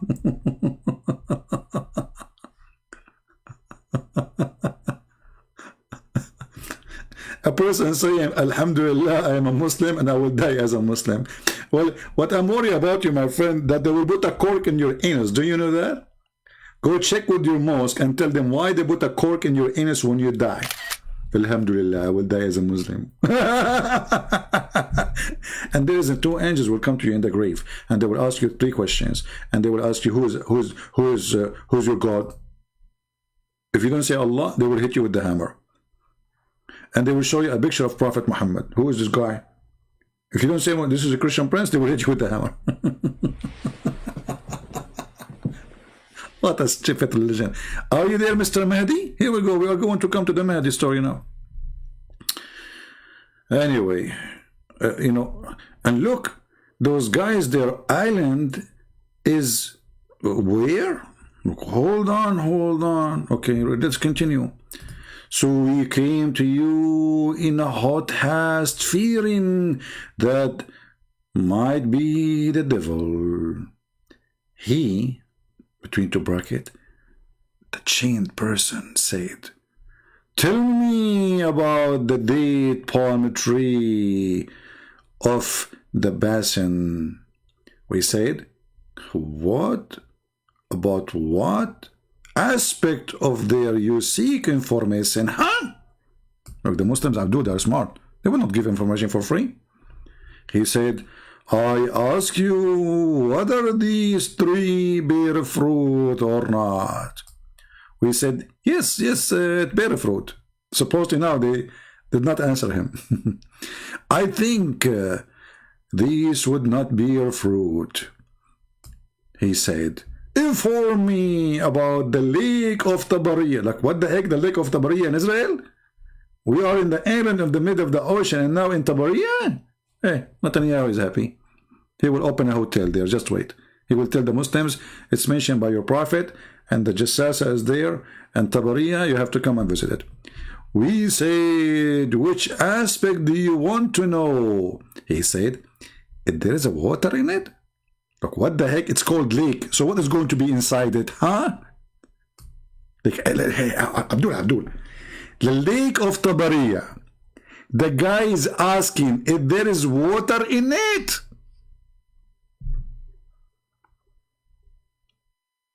I mean, where the intelligence is imported from to the Abdul. The lake of Tabariya. Look at the question. The guy won't answer. The lake of Tabariya, there is no water in it. So why we call it lake?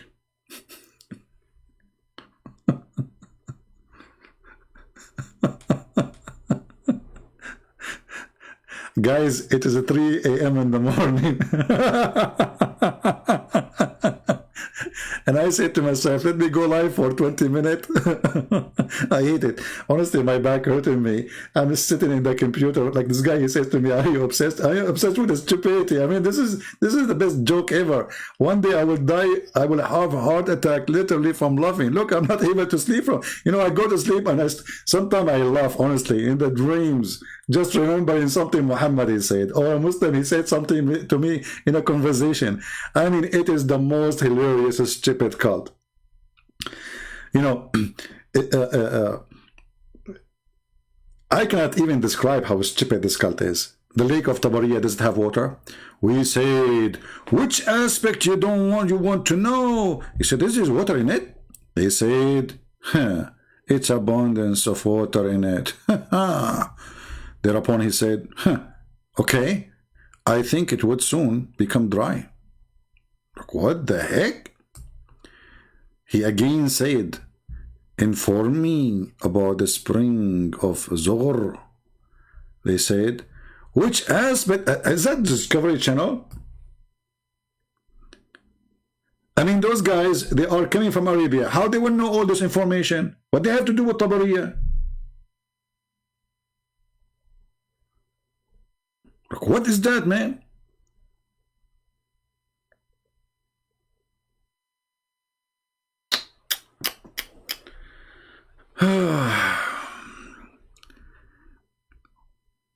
What aspect you want to know? He said, the person in the chain.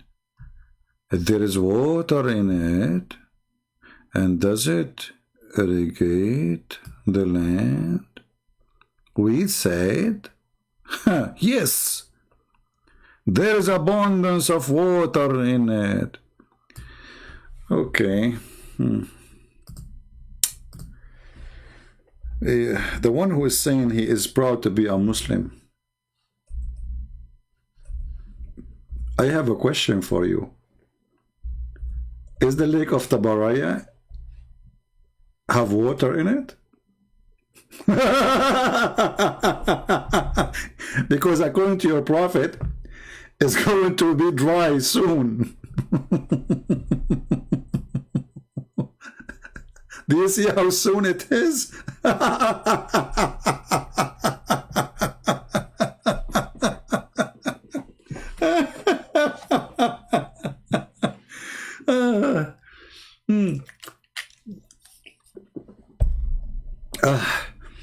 Brother, soon.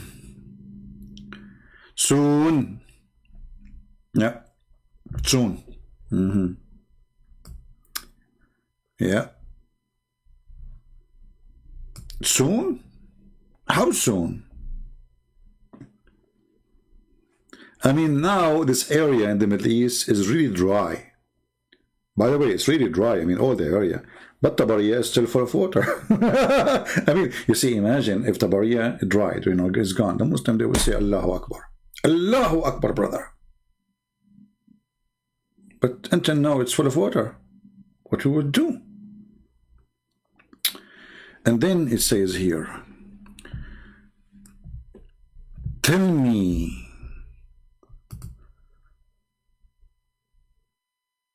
okay, abundance of water and its inhabitants of Medina irrigate the land, okay?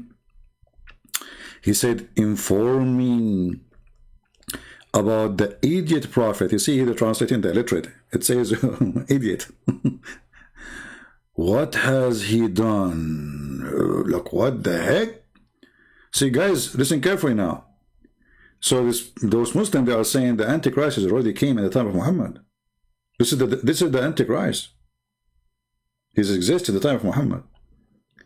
And now he have a spy, her name is a Jassasa, By the way, there's a Jassasa, which is very funny. We will find it in different chapter in the Quran, you know, where Allah will send the beast from the ground, and this beast, as a Jassasa, is going to have the stick of Moses and the ring of Solomon. And tell me about the illiterate prophet. What has he done? We said, has come from out of Mecca, and he is settled in Yathrib. Okay. He said, do the Arab fight against him? This guy, he knew everything. We said, yes. How did he deal with them? We informed him that he had overcome those who in his neighborhood, and they have submitted themselves before him. See, submitted themselves before him. Thereupon he said, okay, has it actually happened? What the heck? We said yes. Thereupon he said, if it is so, that is better for them, that they should show obedience to him. I am going to tell you about myself. Like, what the heck? Who are you now? I am the Dajjal, who would be soon permitted to get out, and so I shall get out and travel in the land. Hey, soon. You see soon? Soon.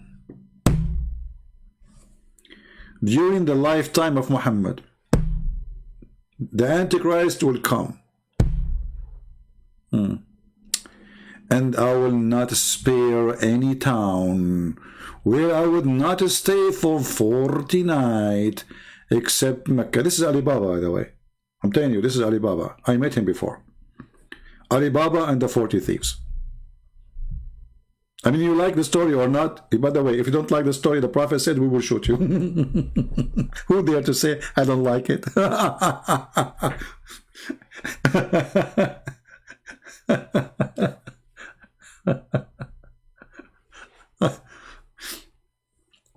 Once a big sheikh, he was saying, the amazing thing about Prophet Muhammad, that nobody question what he say. And then a young teenage Muslim, he said to him, I have a question about him. He said, shut up. We just said nobody question about him.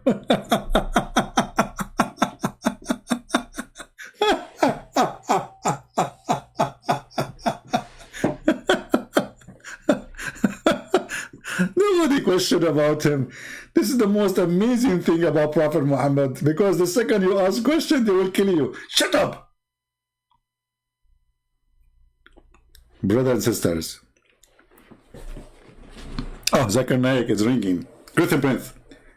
The most amazing way to be prophet, that nobody question what he say, because what he say is very truthful. So, Zakir, I have a question. I just told you the prophet is amazing and nobody question about him. Wait, but I have a question. Can I put your hand down? Nobody can question because he was amazing. That's it. You know, and the logic is very stupid. 1 + 1 + 1 is equal to 1. Stupid. You know, your mathematics is wrong, so we can't teach it in school.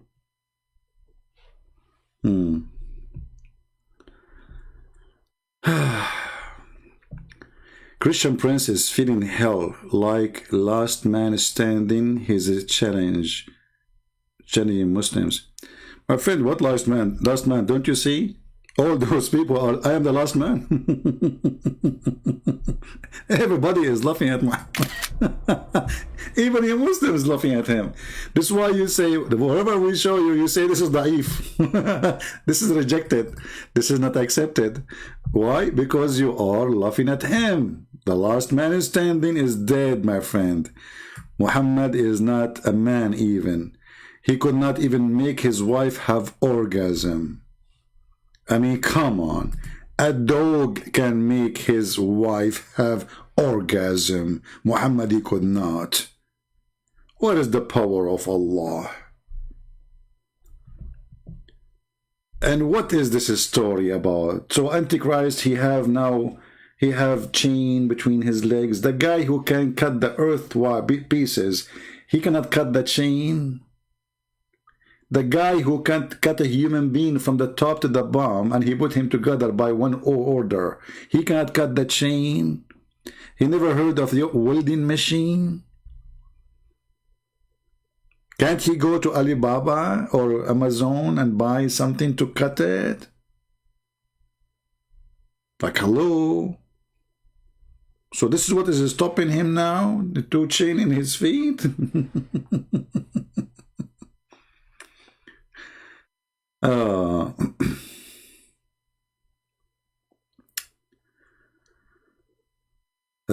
Do we have any Muslim want to say anything? Anyone? So this guy now, he is the Antichrist, and he is he have a chain in his feet. He cannot go, and he exists before in the time of Muhammad. So Muhammad is a fraud, obviously. And he said, soon I'm coming to you and I will kill everybody. Talking to people in front of him.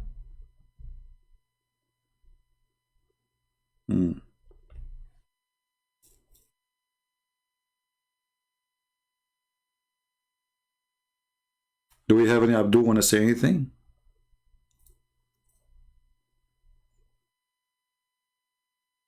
So, you know, when the Muslims, they say that they found Muhammad in the Old Testament, or, you know, we laugh. Obviously, you could not find him in the Quran, so you try to find him in our book. At the same time, that's obviously mean that our book is not really corrupt, because why in the world you are trying to find a proof about your prophet in the corrupted book? You Muslims not only don't make sense, you're idiots. You have no idea what you are doing. You're just supporting us, actually. And, you know, when we say that Muhammad is a prophet, shouldn't we prove first that Muhammad is a prophet? Every prophecy Muhammad, he said, it's failure. This hadith is increase your iman. Oh, that's good for you. May Allah make your penis endless then. When a person, he says to me, I believe in Islam, you believe that Allah, there's a God, he will make your penis endless. This promise alone is the most stupid promise ever. Because if your penis 6 foot or it is 600 million mile, what difference is going to make? And what the point if your wife is next to you? How you can even have sex with her? Stupidity is amazing. Believe. Yeah. Sulaiman, he died and he was standing for you. I believe you, I believe. Okay, believe. Yeah. He left as a donkey, never come back as a horse. Sulaiman, he have a ring and he controlled the genie and the word by it. Sulaiman, brother, he went to the bathroom. And then, brother, he left his ring with his wife Al-Jarada. Satan, he come to the wife of Sulaiman. And he come to the wife of Sulaiman and he looked like Sulaiman. Look, what the heck? Listen carefully. It can happen to you too. When you go to the bathroom, don't give your ring or your credit card specifically to your wife. Because Shaitan will come to the wife and he will look like you. And he will take your credit card. So all the drama happened because of the bathroom. Me, myself, I will take the bathroom. I will not take the ring to the bathroom. I will take the bathroom for the ring. So the guy, he gave his wife that ring, and then, brother, the Shaitan, he came, he took the ring, and he became the king. And then the Shaitan, when he became Sulaiman, you know what he did? Are you there, Abdullah? He started effing the wives of Sulaiman as never before. Excuse my language. Boom, boom, boom, boom, boom, boom. And this is how he got busted. The wives of Prophet Sulaiman, may Allah bless him, they noticed that the penis of the husband is not like before at all. His penis never go limp and never sleep. He never even snore. He don't take a break. This guy non-stop. Husband, can I take? Next. So the wives, Abdullah, I challenge you to say this is a lie. I can show you the reference. The wives, they went to the elders and they told them, what happened to our husband? Something fishy. He keep effing non-stop. The elders, they said, what? Non-stop? Aha. He must be Satan. Then Satan, when he learned that they get him busted, he ran away. Look at the stupidity. If he controlled the whole kingdom by a ring, why he will run away?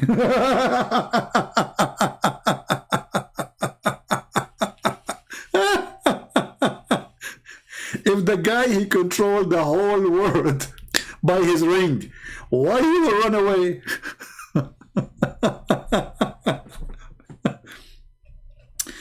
And brother, who remember how Sulaiman, he found his ring? Who remember? Let us see how many of you remember the story.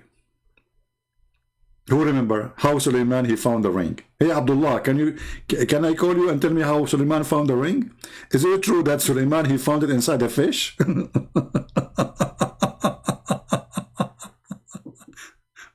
So brother, Shaitan, when he ran away after he all the wife of the prophet, and they discovered that his penis is not a human penis, it's so good, so he ran away and he threw the ring in the ocean. Okay, so when he threw the ring in the ocean, a fish ate it. Okay, and then Sulaiman, after he was kicked from the palace, he started working as a porter. Porter, not hore porter, porter, like the one who carries stuff in the port. So a porter. So there is a guy, he bought fish. Sulaiman, he told him, what you will give me if I carry the fish for you to your house? Poor Sulaiman, he was a king and now he is a Harry Potter. The guy, he said, okay, I will give you a fish. Sulaiman said, okay. So he carried the fish for this guy and he went with him home. And then at the door, the guy, he grabbed one fish or two fish and he gave it to Sulaiman. Sulaiman, he went to the kitchen because he need to eat the fish. He's hungry. Come on, all of us, we eat fish, don't we? So Sulaiman will eat fish too. Fishy fish. He opened the fish and he found his ring. And this is how Sulaiman become the king. Now, who is a Muslim who say this is not a true story? Can a Christian even can deny it? Nobody can deny such a story. It must be from God.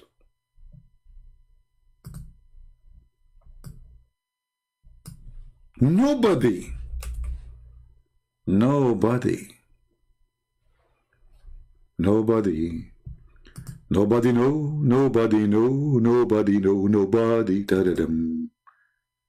Man, that is so beautiful story. If you want to read more about the story and the ring of Solomon, I will give you a link just for your entertainment.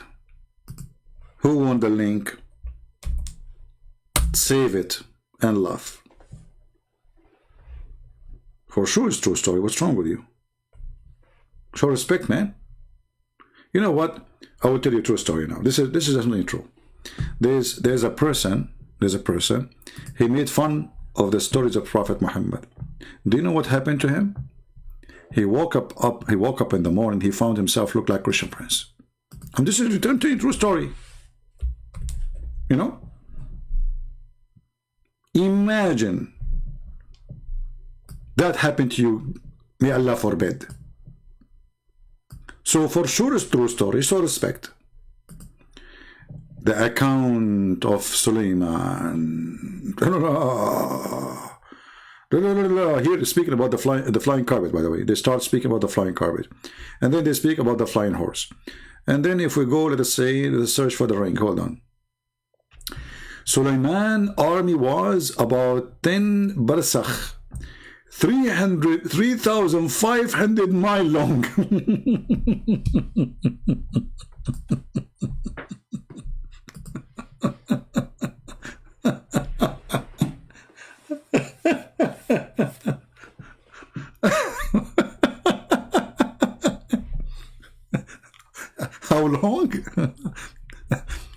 Hey, Abdul, don't you think this is short?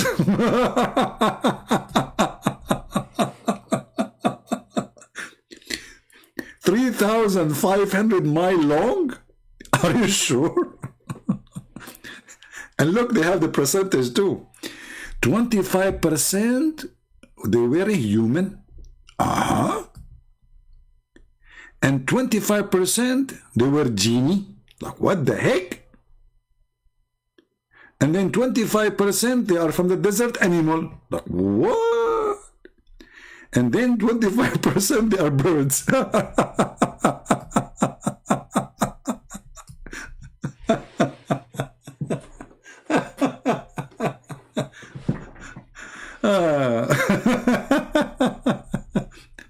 Why you are avoiding Imam Mahdi? This guy, from all the garbage we said, all what he's worried about the Imam Mahdi. I mean, who can beat this stupidity? All this garbage in front of you, you are worried about the Mahdi? Abdul is stupid. The Antichrist we just showed you, he was exist in the time of Muhammad. And the Antichrist is supposed to come after the Mahdi.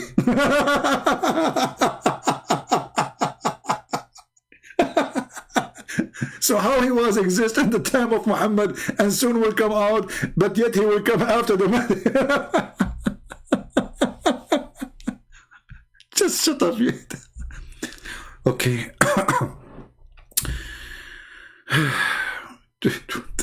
25% of his army is birds. What is that will make, by the way? Why don't give us numbers? Like, if it is Muslims, his army is 3,500 miles long. How wide? Maybe it's one man lining up like ants. And then, brother. Okay. 1,000 houses of glass. Houses of glass were made above the world. In them, 300 wives, 700 slave girls lived. Suleiman used to order a strong wind to lift the house, and order the soft wind to move the house slowly. Therefore Allah revealed to him, when he was between the heaven and the earth, I have increased your kingship in such a way that if anybody speak in any part of your kingdom, the wind will make his conversations reach toward you. Brother, if a guy, he was kissing his wife in the darkness of the night, saying to her, can you take off your panty? Suleiman will hear it. Sorry.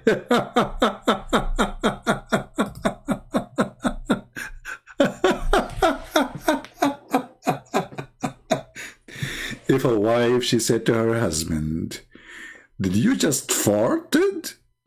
Suleiman will hear it. Because anyone speak in the kingdom, the conversations will come to Suleiman. That's deep. That's really deep. I mean, that's really, really deep shit. Excuse me. If, like, what the heck was this, man? I mean, this is endless comedy. When I'm going to go to sleep, it's already 3:28 in the morning. Oh boy, my back hurting me. Already I was for 3-4 hours in the morning, and now I did not sleep yet. 3:28 in the morning. What the heck? Okay.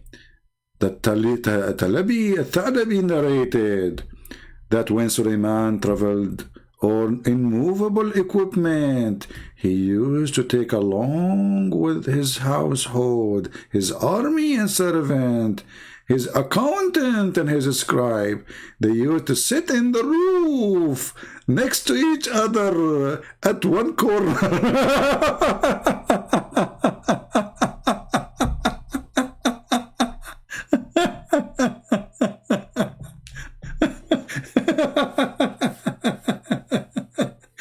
At one corner. corner at the roof.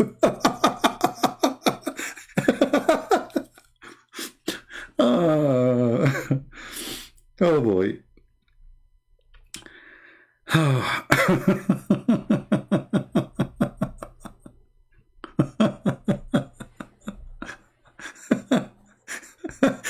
Thank God that Joe Biden is not Suleiman. Otherwise, we will find Pelosi in the corner of his roof. And his house is flying in the White House.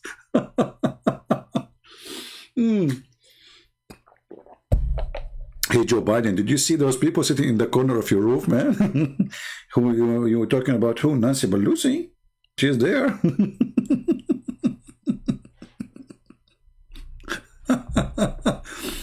So everybody, his household, his army, his servant, his accountant, his scribe, they use the army, which is 3,500 miles long, will sit in the corner of his roof.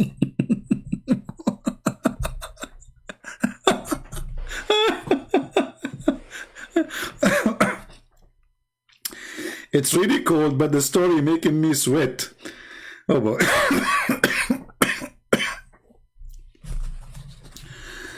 Oh boy. Somebody, his name is YZY. Are you a Muslim, YZ, my friend? Because I want to know if I want to take you seriously. Is your comment a serious comment? Guys, let me show you what YUZ. Muslims are trying to change the topic.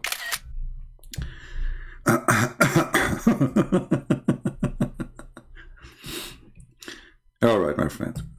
Tell me, confirm to me, please, if you are a Muslim, how you will explain the embryo in the Quran if only a few hundred years ago scientists discovered it with microscope. How will the Quran know about it thousands of years ago? My friend, www.zywww.net. Do you know even what the Quran says about the embryo?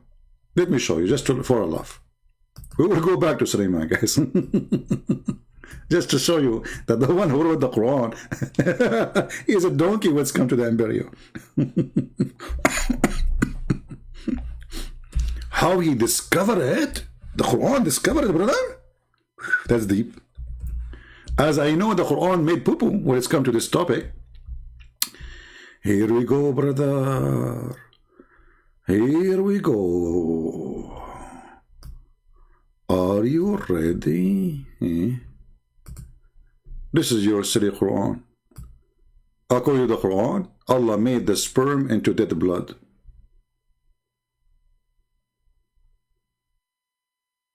Is that what science says? Sperm transform into dead blood? That's what they told you? And the clot of a blood became a lump. Shall we continue or enough? The stupid Muhammadi notice that women, when they have abortion, they give, they like, there's a lot of blood will come, like, let us say a leftover of a child maybe sometime. So the stupid Muhammadi thought this is what happened. The sperm, we put the sperm in, we have a baby coming out, we have a blood coming out.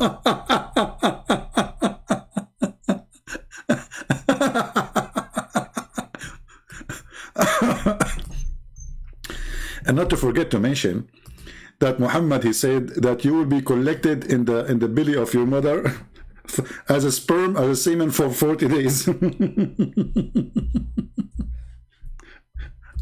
Oh boy. The Prophet, how the Prophet, he knew that thousands of years ago? How? How, brother?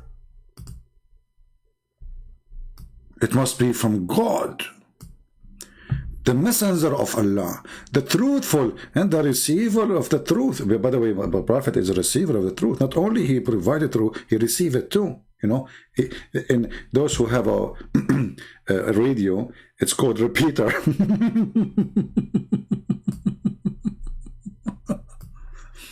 He, receiver of the truth, informed us saying, The creation of the human is gathered in the form of semen in the womb of your mother for 40 days.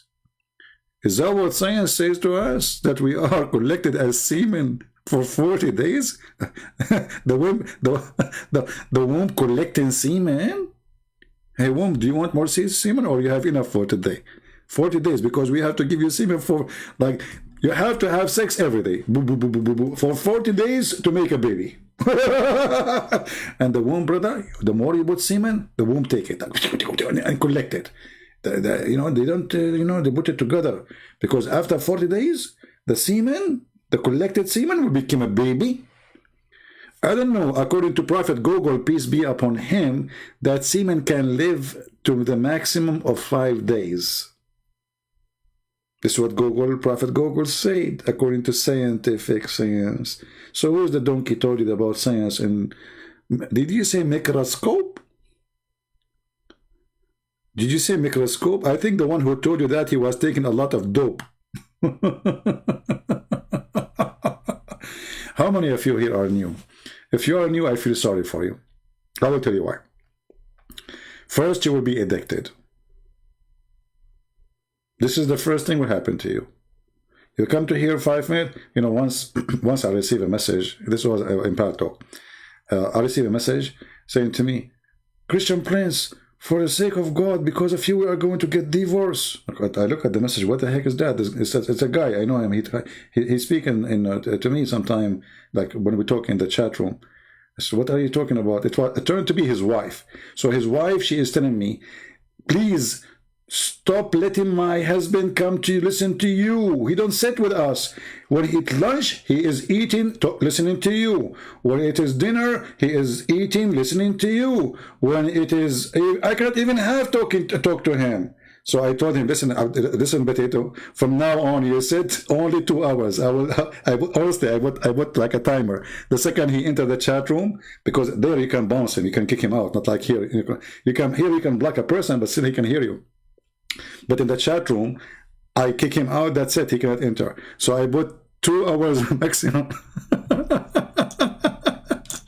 The guy is going to get divorced because of me. She said, he want to take a shower, he is listening to you. He is in the lunch, he is listening to you. You know,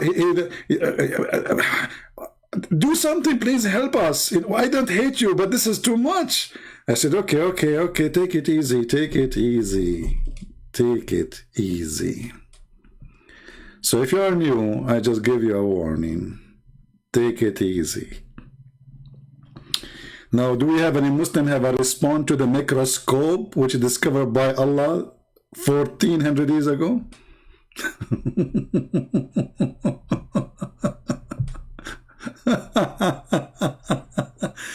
Christian Prince, how you can explain? Look, let me put, I mean, the guy, this is what he told him. I don't blame him, but this is what they told him. But my friend, when somebody says something to you, shouldn't you check it out? I mean, what if somebody, whatever religion, he said to me something, shouldn't I check it out? So I am assuming that you are an adult, mature person, and you have a brain, you are smart. So when a Muslim, he says that to you, why you did not check it out and see if it's true or not? Muhammad is the most certified, well-known idiot in the world. Muhammad, as an example, he explained how the baby looked like the parents, which, by the way, is true.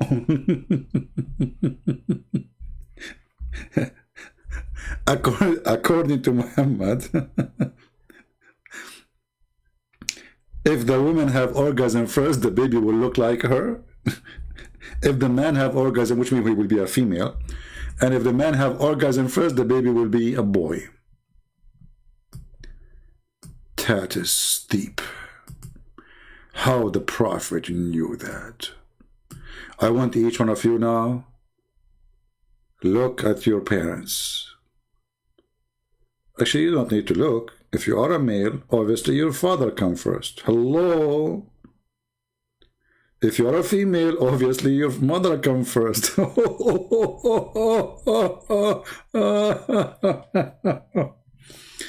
clinging thing, there's nowhere in the Quran says a clinging thing. This is false. Alaqa is the congealed blood, not clinging thing.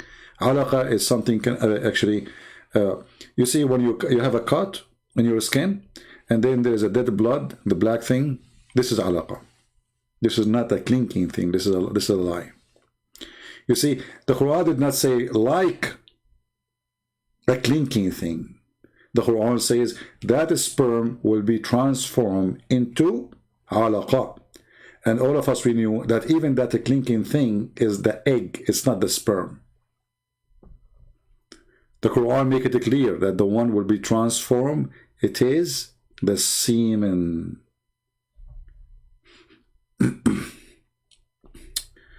Anyway, Chippy is amazing. Shall we go back to the story of Suleiman? So 3,500 mile of army, they sit in the corner of the roof. Not only that, all the kingdom, the ministers, the servants, the warriors, everybody sit in the corner of the roof. How big this roof is? If the army alone is a 3,500 mile long, how big the roof of Solomon, brother? Obviously, Prophet Muhammad is telling the truth. Now, let us take a look at the kitchen of Suleiman.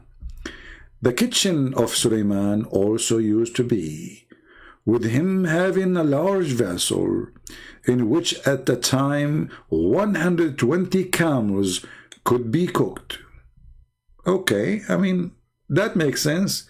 So his army is a 305,000 mile long, sitting in the roof, and yet he have only 120 camels to feed them?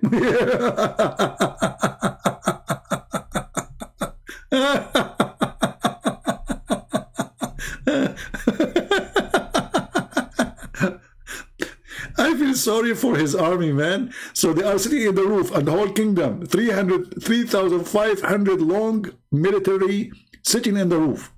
And yet Suleiman, look how cheap he is, man. Cooking only 120 camel. And there it says, in front of there was a ground of quadrupeds. I don't know how to pronounce this word. What does this word mean? I don't know. Where they used to gaze.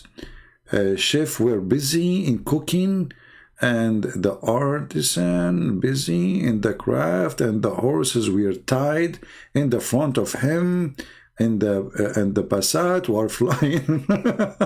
One day, he traveled from the outskirts of Shiraz. Shiraz in Iran? Suleiman was here? Like, what the heck? Toward Yemen. Like, what? He was living from Shiraz. He wasn't Persian.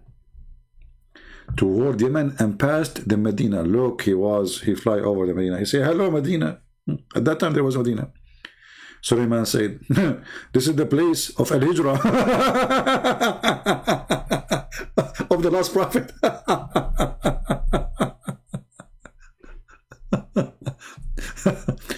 What a good person is he. Hold on. What a good person is he. The guy is not even born yet. Anyway. He who will believe in him and follow him.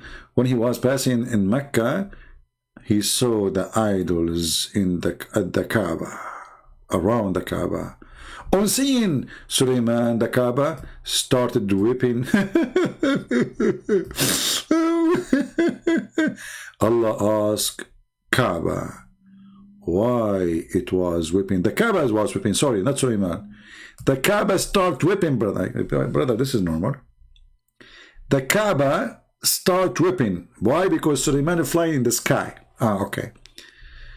Allah, he said to the Kaaba, why you are weeping, huh?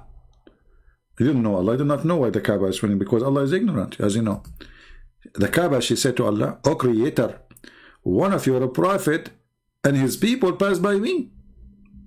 Neither did it stop nor perform prayer near me. What a true story, by the way. This is a true story. Should I read the whole story? If we continue, we will die laughing, literally. Oh boy.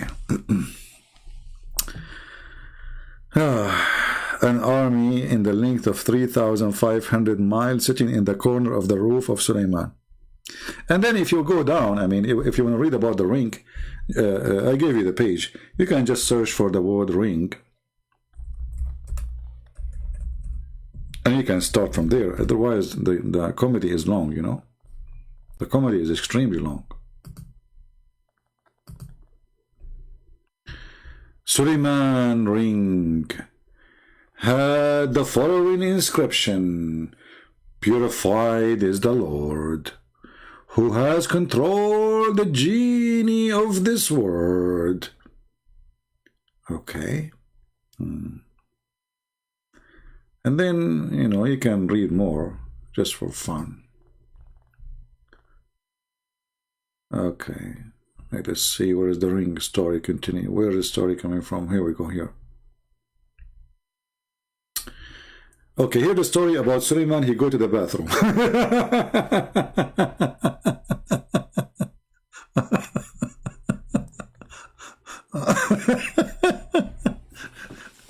Honest to God, my back hurting me. I need to go. I better go.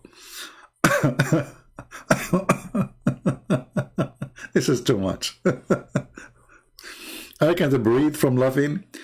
I cannot even sit. My chest is hurting from laughing. My back is hurting from sitting. All of this because Prophet Muhammad is an endless comedy. And then the Muslim, they want to find Muhammad in Isaiah 42. Why you did not find him here?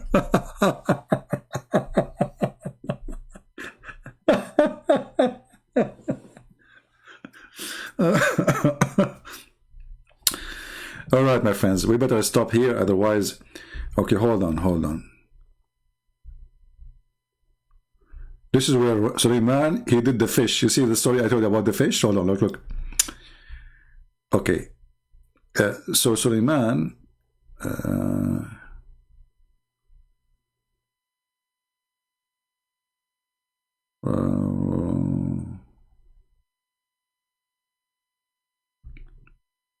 yeah, I mean, you can see it, like, so the guy, he said to him, Sulaiman, he said to him, shall I help you and return of 2 fish? The man agreed. So Sulaiman, he helped him in catching the fish. So here he is catching, not carrying, but different story, he's carrying. The fisherman gave him 2 fishes as his wages. Sulaiman thanks Allah. When he cut open the fish, he found the ring in the stomach of the fish. And look what happened. He kept it aside and thanks Allah. Then he cleaned the fish and brought it home. The wife become very, what wife? He left his wife in the this is the king, he has hundreds of wives. What wife? He cleaned the fish and brought it home. The wife became so happy and said, I wish to call my parents and show them that you have worked hard and earned sustenance. And this fish was cooked, and Sulaiman called his in-laws and they ate from the fish. So the whole family came to eat from the fish because it's a big fish. And then from Sulaiman said to them, would you recognize me? They said, no, we haven't seen you at all. Sulaiman took out the ring and wear it. And at the moment, all the birds and the jinn come to him and become obedient to him, acknowledging his kingship. You see what a ring can do? Do you see what a ring can do? You better start fishing from now on, especially men. Like now here, because he, by the way, is that control only the genie and the birds? What about women? I mean, if there's a way I can get this ring and I can keep them away. He controlled right away. The guy, he put the ring and the birds, they start flying from everywhere. Sparrow, not Captain Sparrow and the guy. No, just different sparrows, pigeons, you know, all kind of birds and animals. They come from everywhere, and they acknowledge him, which means they bow down to him. He's the king of the jungle in Amazon, you know. Okay, and then he brought his wife along with her parents to the city of Istikhar, and all his Shias, they are Shia, gathered around him and become very happy. The difficulties of his absence vanished. He ruled for a long period. When the day of the death approached, he appointed Asif ibn Burakhia by the order of Allah to his successor. So this guy, his name is Asif, he's an Arab. He became the leader of,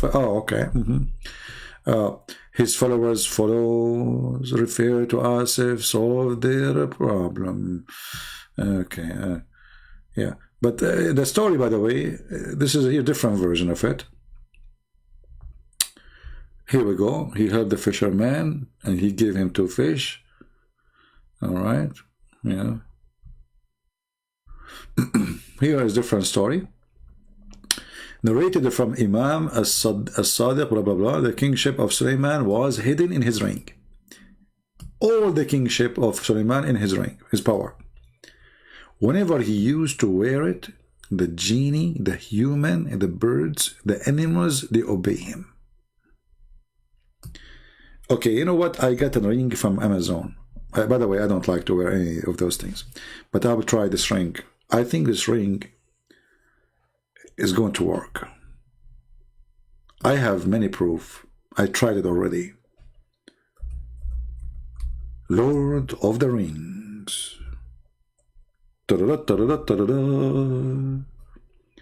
And then they come to you and they say to you, science in the Quran. True story. Now we get an idea that, I mean, those who claim that they wrote a book about the Lord of the Ring, they are stealing the information from somewhere. From somewhere. By the way, Muhammad is a stupid idiot.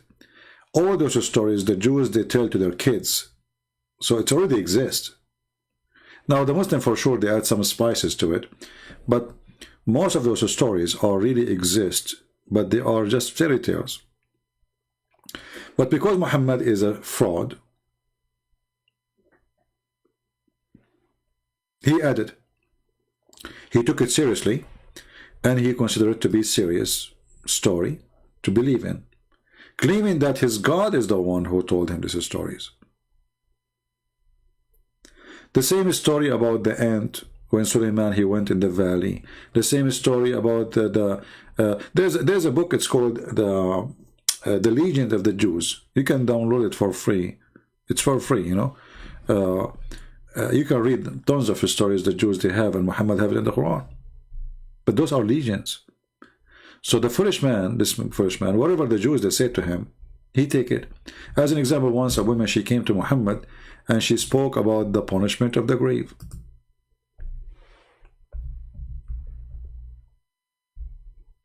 This Jewish woman, when she said that, Aisha, she said to him, she said to her, that's stupid, that's a lie. So they start arguing. Muhammad, he came from his room. He heard the Jewish women saying that. Oh, sorry, he heard them fighting over something. So he asked, what is the problem? Aisha, she said, well, this woman, she told me, she is, you know her, she is a Jew. She told me that there is a punishment in the grave.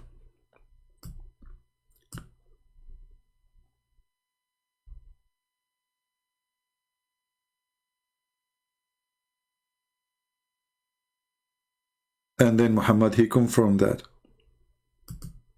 Let me see if I can find the original story of the hadith. How they argue. Even they shout like, you know, they were fighting.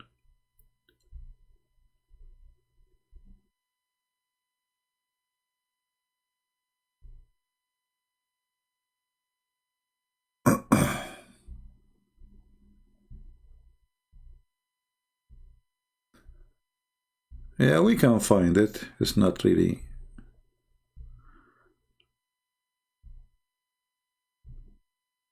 So Aisha, she did not believe.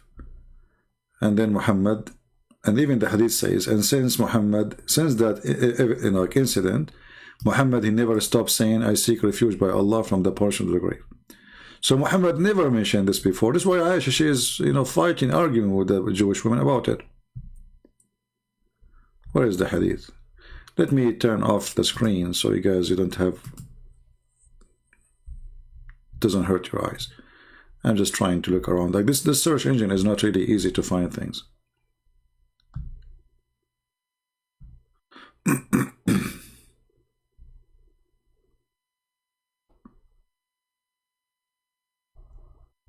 Let us see. Here we go.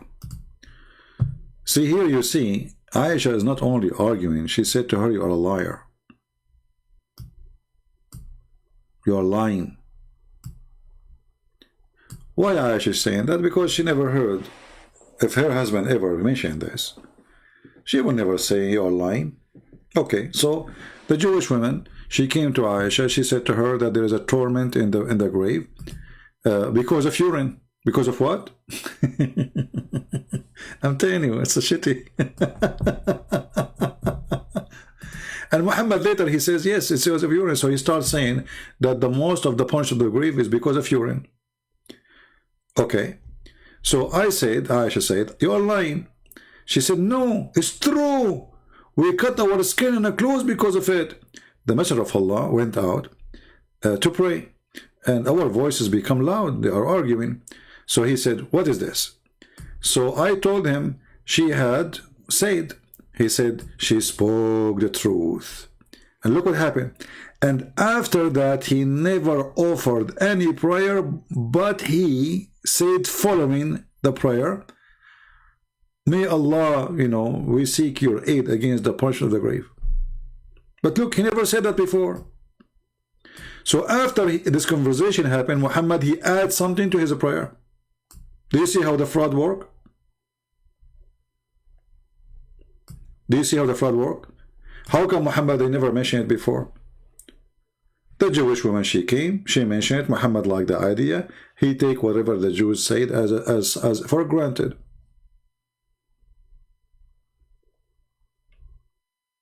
I mean, do we need even a proof more than this?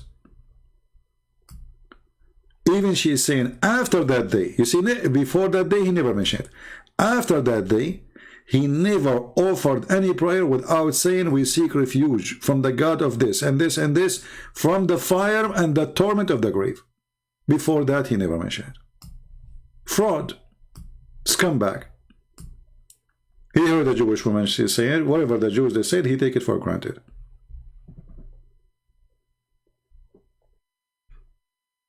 All right? And yet the Muslims, they are trying to find Muhammad in the book of Isaiah. The majority of hellfire or torment in the grave is pissing, because of pissing. It must be true. I mean, come on, how the Prophet, he knew this before discovering the microscope?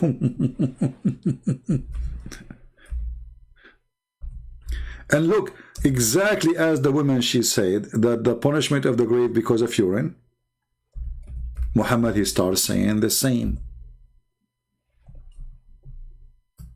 Exactly the same. Urination is the main cause of the punishment of the grave, Prophet said. Authentic. This is what the woman, she just said. He never mentioned it before. The woman, she said, Muhammad, he take it, the Muslim repeat it, and now we have a religion. It's called Islam. So my friend, for the desperate Muslims who are trying to find a place for their prophet, get busy with urination, because look like, I mean, urine is the problem. Which is really funny that the Prophet, he ordered you to drink urine, but yet because of urine you will be tortured in the grave. Oh boy. All right, I think we have enough for today. And if you did not save the links we showed you, you can play the text again. You can show the reference we showed you. And anytime, by the way, if you want to search for a reference we are showing the screen, you can do a very simple method. You can freeze the video. Freeze the video. And you can say, you can like type exactly a few words in the search engine of this website. Like now, I just put this hadith in the screen. So if I am going to search for it, I don't know where this hadith is located, because you might watch the video in different channels. We did not post link. So what you do, you write the same, you type the same exact words, or let us say a few words next to each other in the search engine, you will find the reference. First of all, why you want to have a punishment in the grave anyway? That's stupid. What do you think, punishment in the grave? You are dead now. How you will be punished in the grave? That is a very silly idea. So what the day of judgment then? In the grave? The guy is dead. How you can punish that person? He is dust. And even if he is not dust, how you can punish him? He's dead. It's very silly, stupid. So to assume that somebody is going to be punished in the grave, that means he is alive. So is he dead or alive? Because you cannot punish a dead person who have no sense. He cannot feel anything. Somebody saying, why you don't do video in Arabic? My friend, because in Arabic there's many people doing, you know, you have TV stations, you have Father Zakariya, you have Brother Rashid, you have many. In English, there's very few, and not all of them they are doing good actually. Because most of people, they are speaking English against Islam, they don't speak Arabic, they don't know Arabic. So the Muslim, they can fool around with the Arabic thing. So here in English, we are more needed than somebody speaking Arabic. And you as a person who speak Arabic, you do not even need me or Father Zakariya. You know, you have access to the books. Read it. Right? The one who speaks the language of the garbage of Islam, he do not need any help actually, because you have a first-hand access, easy. You speak it, you read it, you have the books, just do some search, and today you are lucky. You know, when I was a kid, I used to walk long distance just to go to the library. And then when I go to the library, they don't allow me to enter the section for adult. So I wait until an adult person when I enter the adult section, and then I walk next to him, acting as if I am his son. The guy, he look at me like, why this kid is walking next to me? Because they want to look at me. So just to read a book, I have to struggle to do so. And actually, when I go in, I cannot even choose a book. I go sit in the table next to the guy who I walk next to him, and people usually leave a book in the table. Whatever book is left there, I grab it. Today, you have the internet in your phone. You can read even in the bathroom. You can search and find millions of books. You are lucky. In our time, we have nothing. Literally nothing. If you could not get the real book, knowledge is impossible. And if you read all those books, you have to be rich, really. Because how you wanna... And you know, I grew up in a Christian family, so why my family, they will have all Islamic books? They will not, which make it more hard for me even to learn. Because my family, they will not even allow such a stupid book to enter the house. So, today, for you as a person who speaks Arabic, it's very easy. And even those who don't speak Arabic, you know, today we are making it easier for them because we are the one who speak Arabic and we give them the correct information. And now you see even those websites, few years ago, they are not exist. I used to translate everything in Arabic. Me, myself, I have to do it. Right now, at least now we have a website. We can find the hadith translated by Muslims. They lie sometime in the translation, but at least it's there. So here we have better duty to do than speaking to those who speak Arabic. Kabich? Yeah, today, I mean, knowledge is easy. Still, people are stupid. Which means that it's not how easy it is. You know, when the Chinese, they said you cannot make You know, he left as a donkey, never come back as a horse. That's mean it doesn't matter really how easy it is.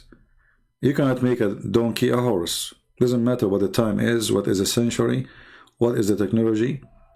A donkey will stay a donkey. There's many people that spend their life doing nothing except party, drinking, sleeping, you know, doing poo-poo.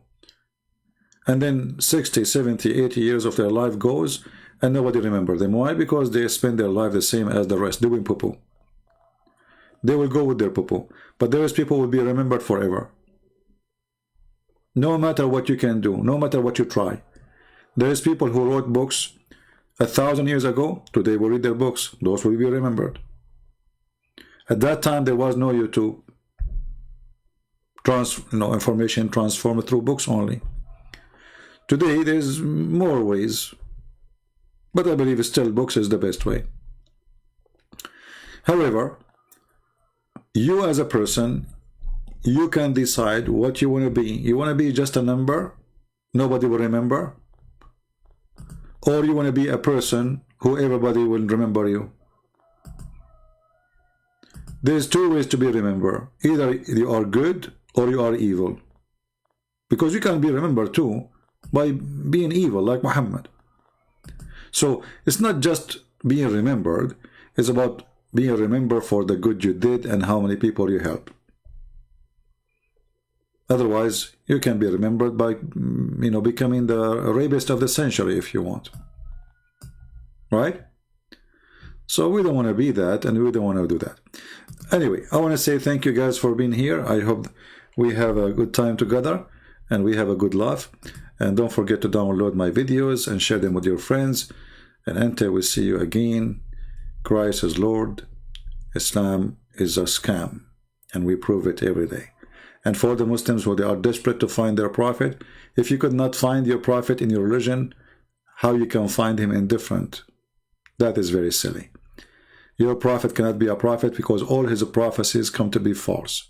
And I challenge any Muslim in the future, tomorrow, any day I come again, to call me and show me prophecies of your prophet come to be true. I know there's tons of videos about Muhammad became a prophet and his prophecies come true, but I challenge you, literally, to prove it to me. And then everybody will see that it is a fraud.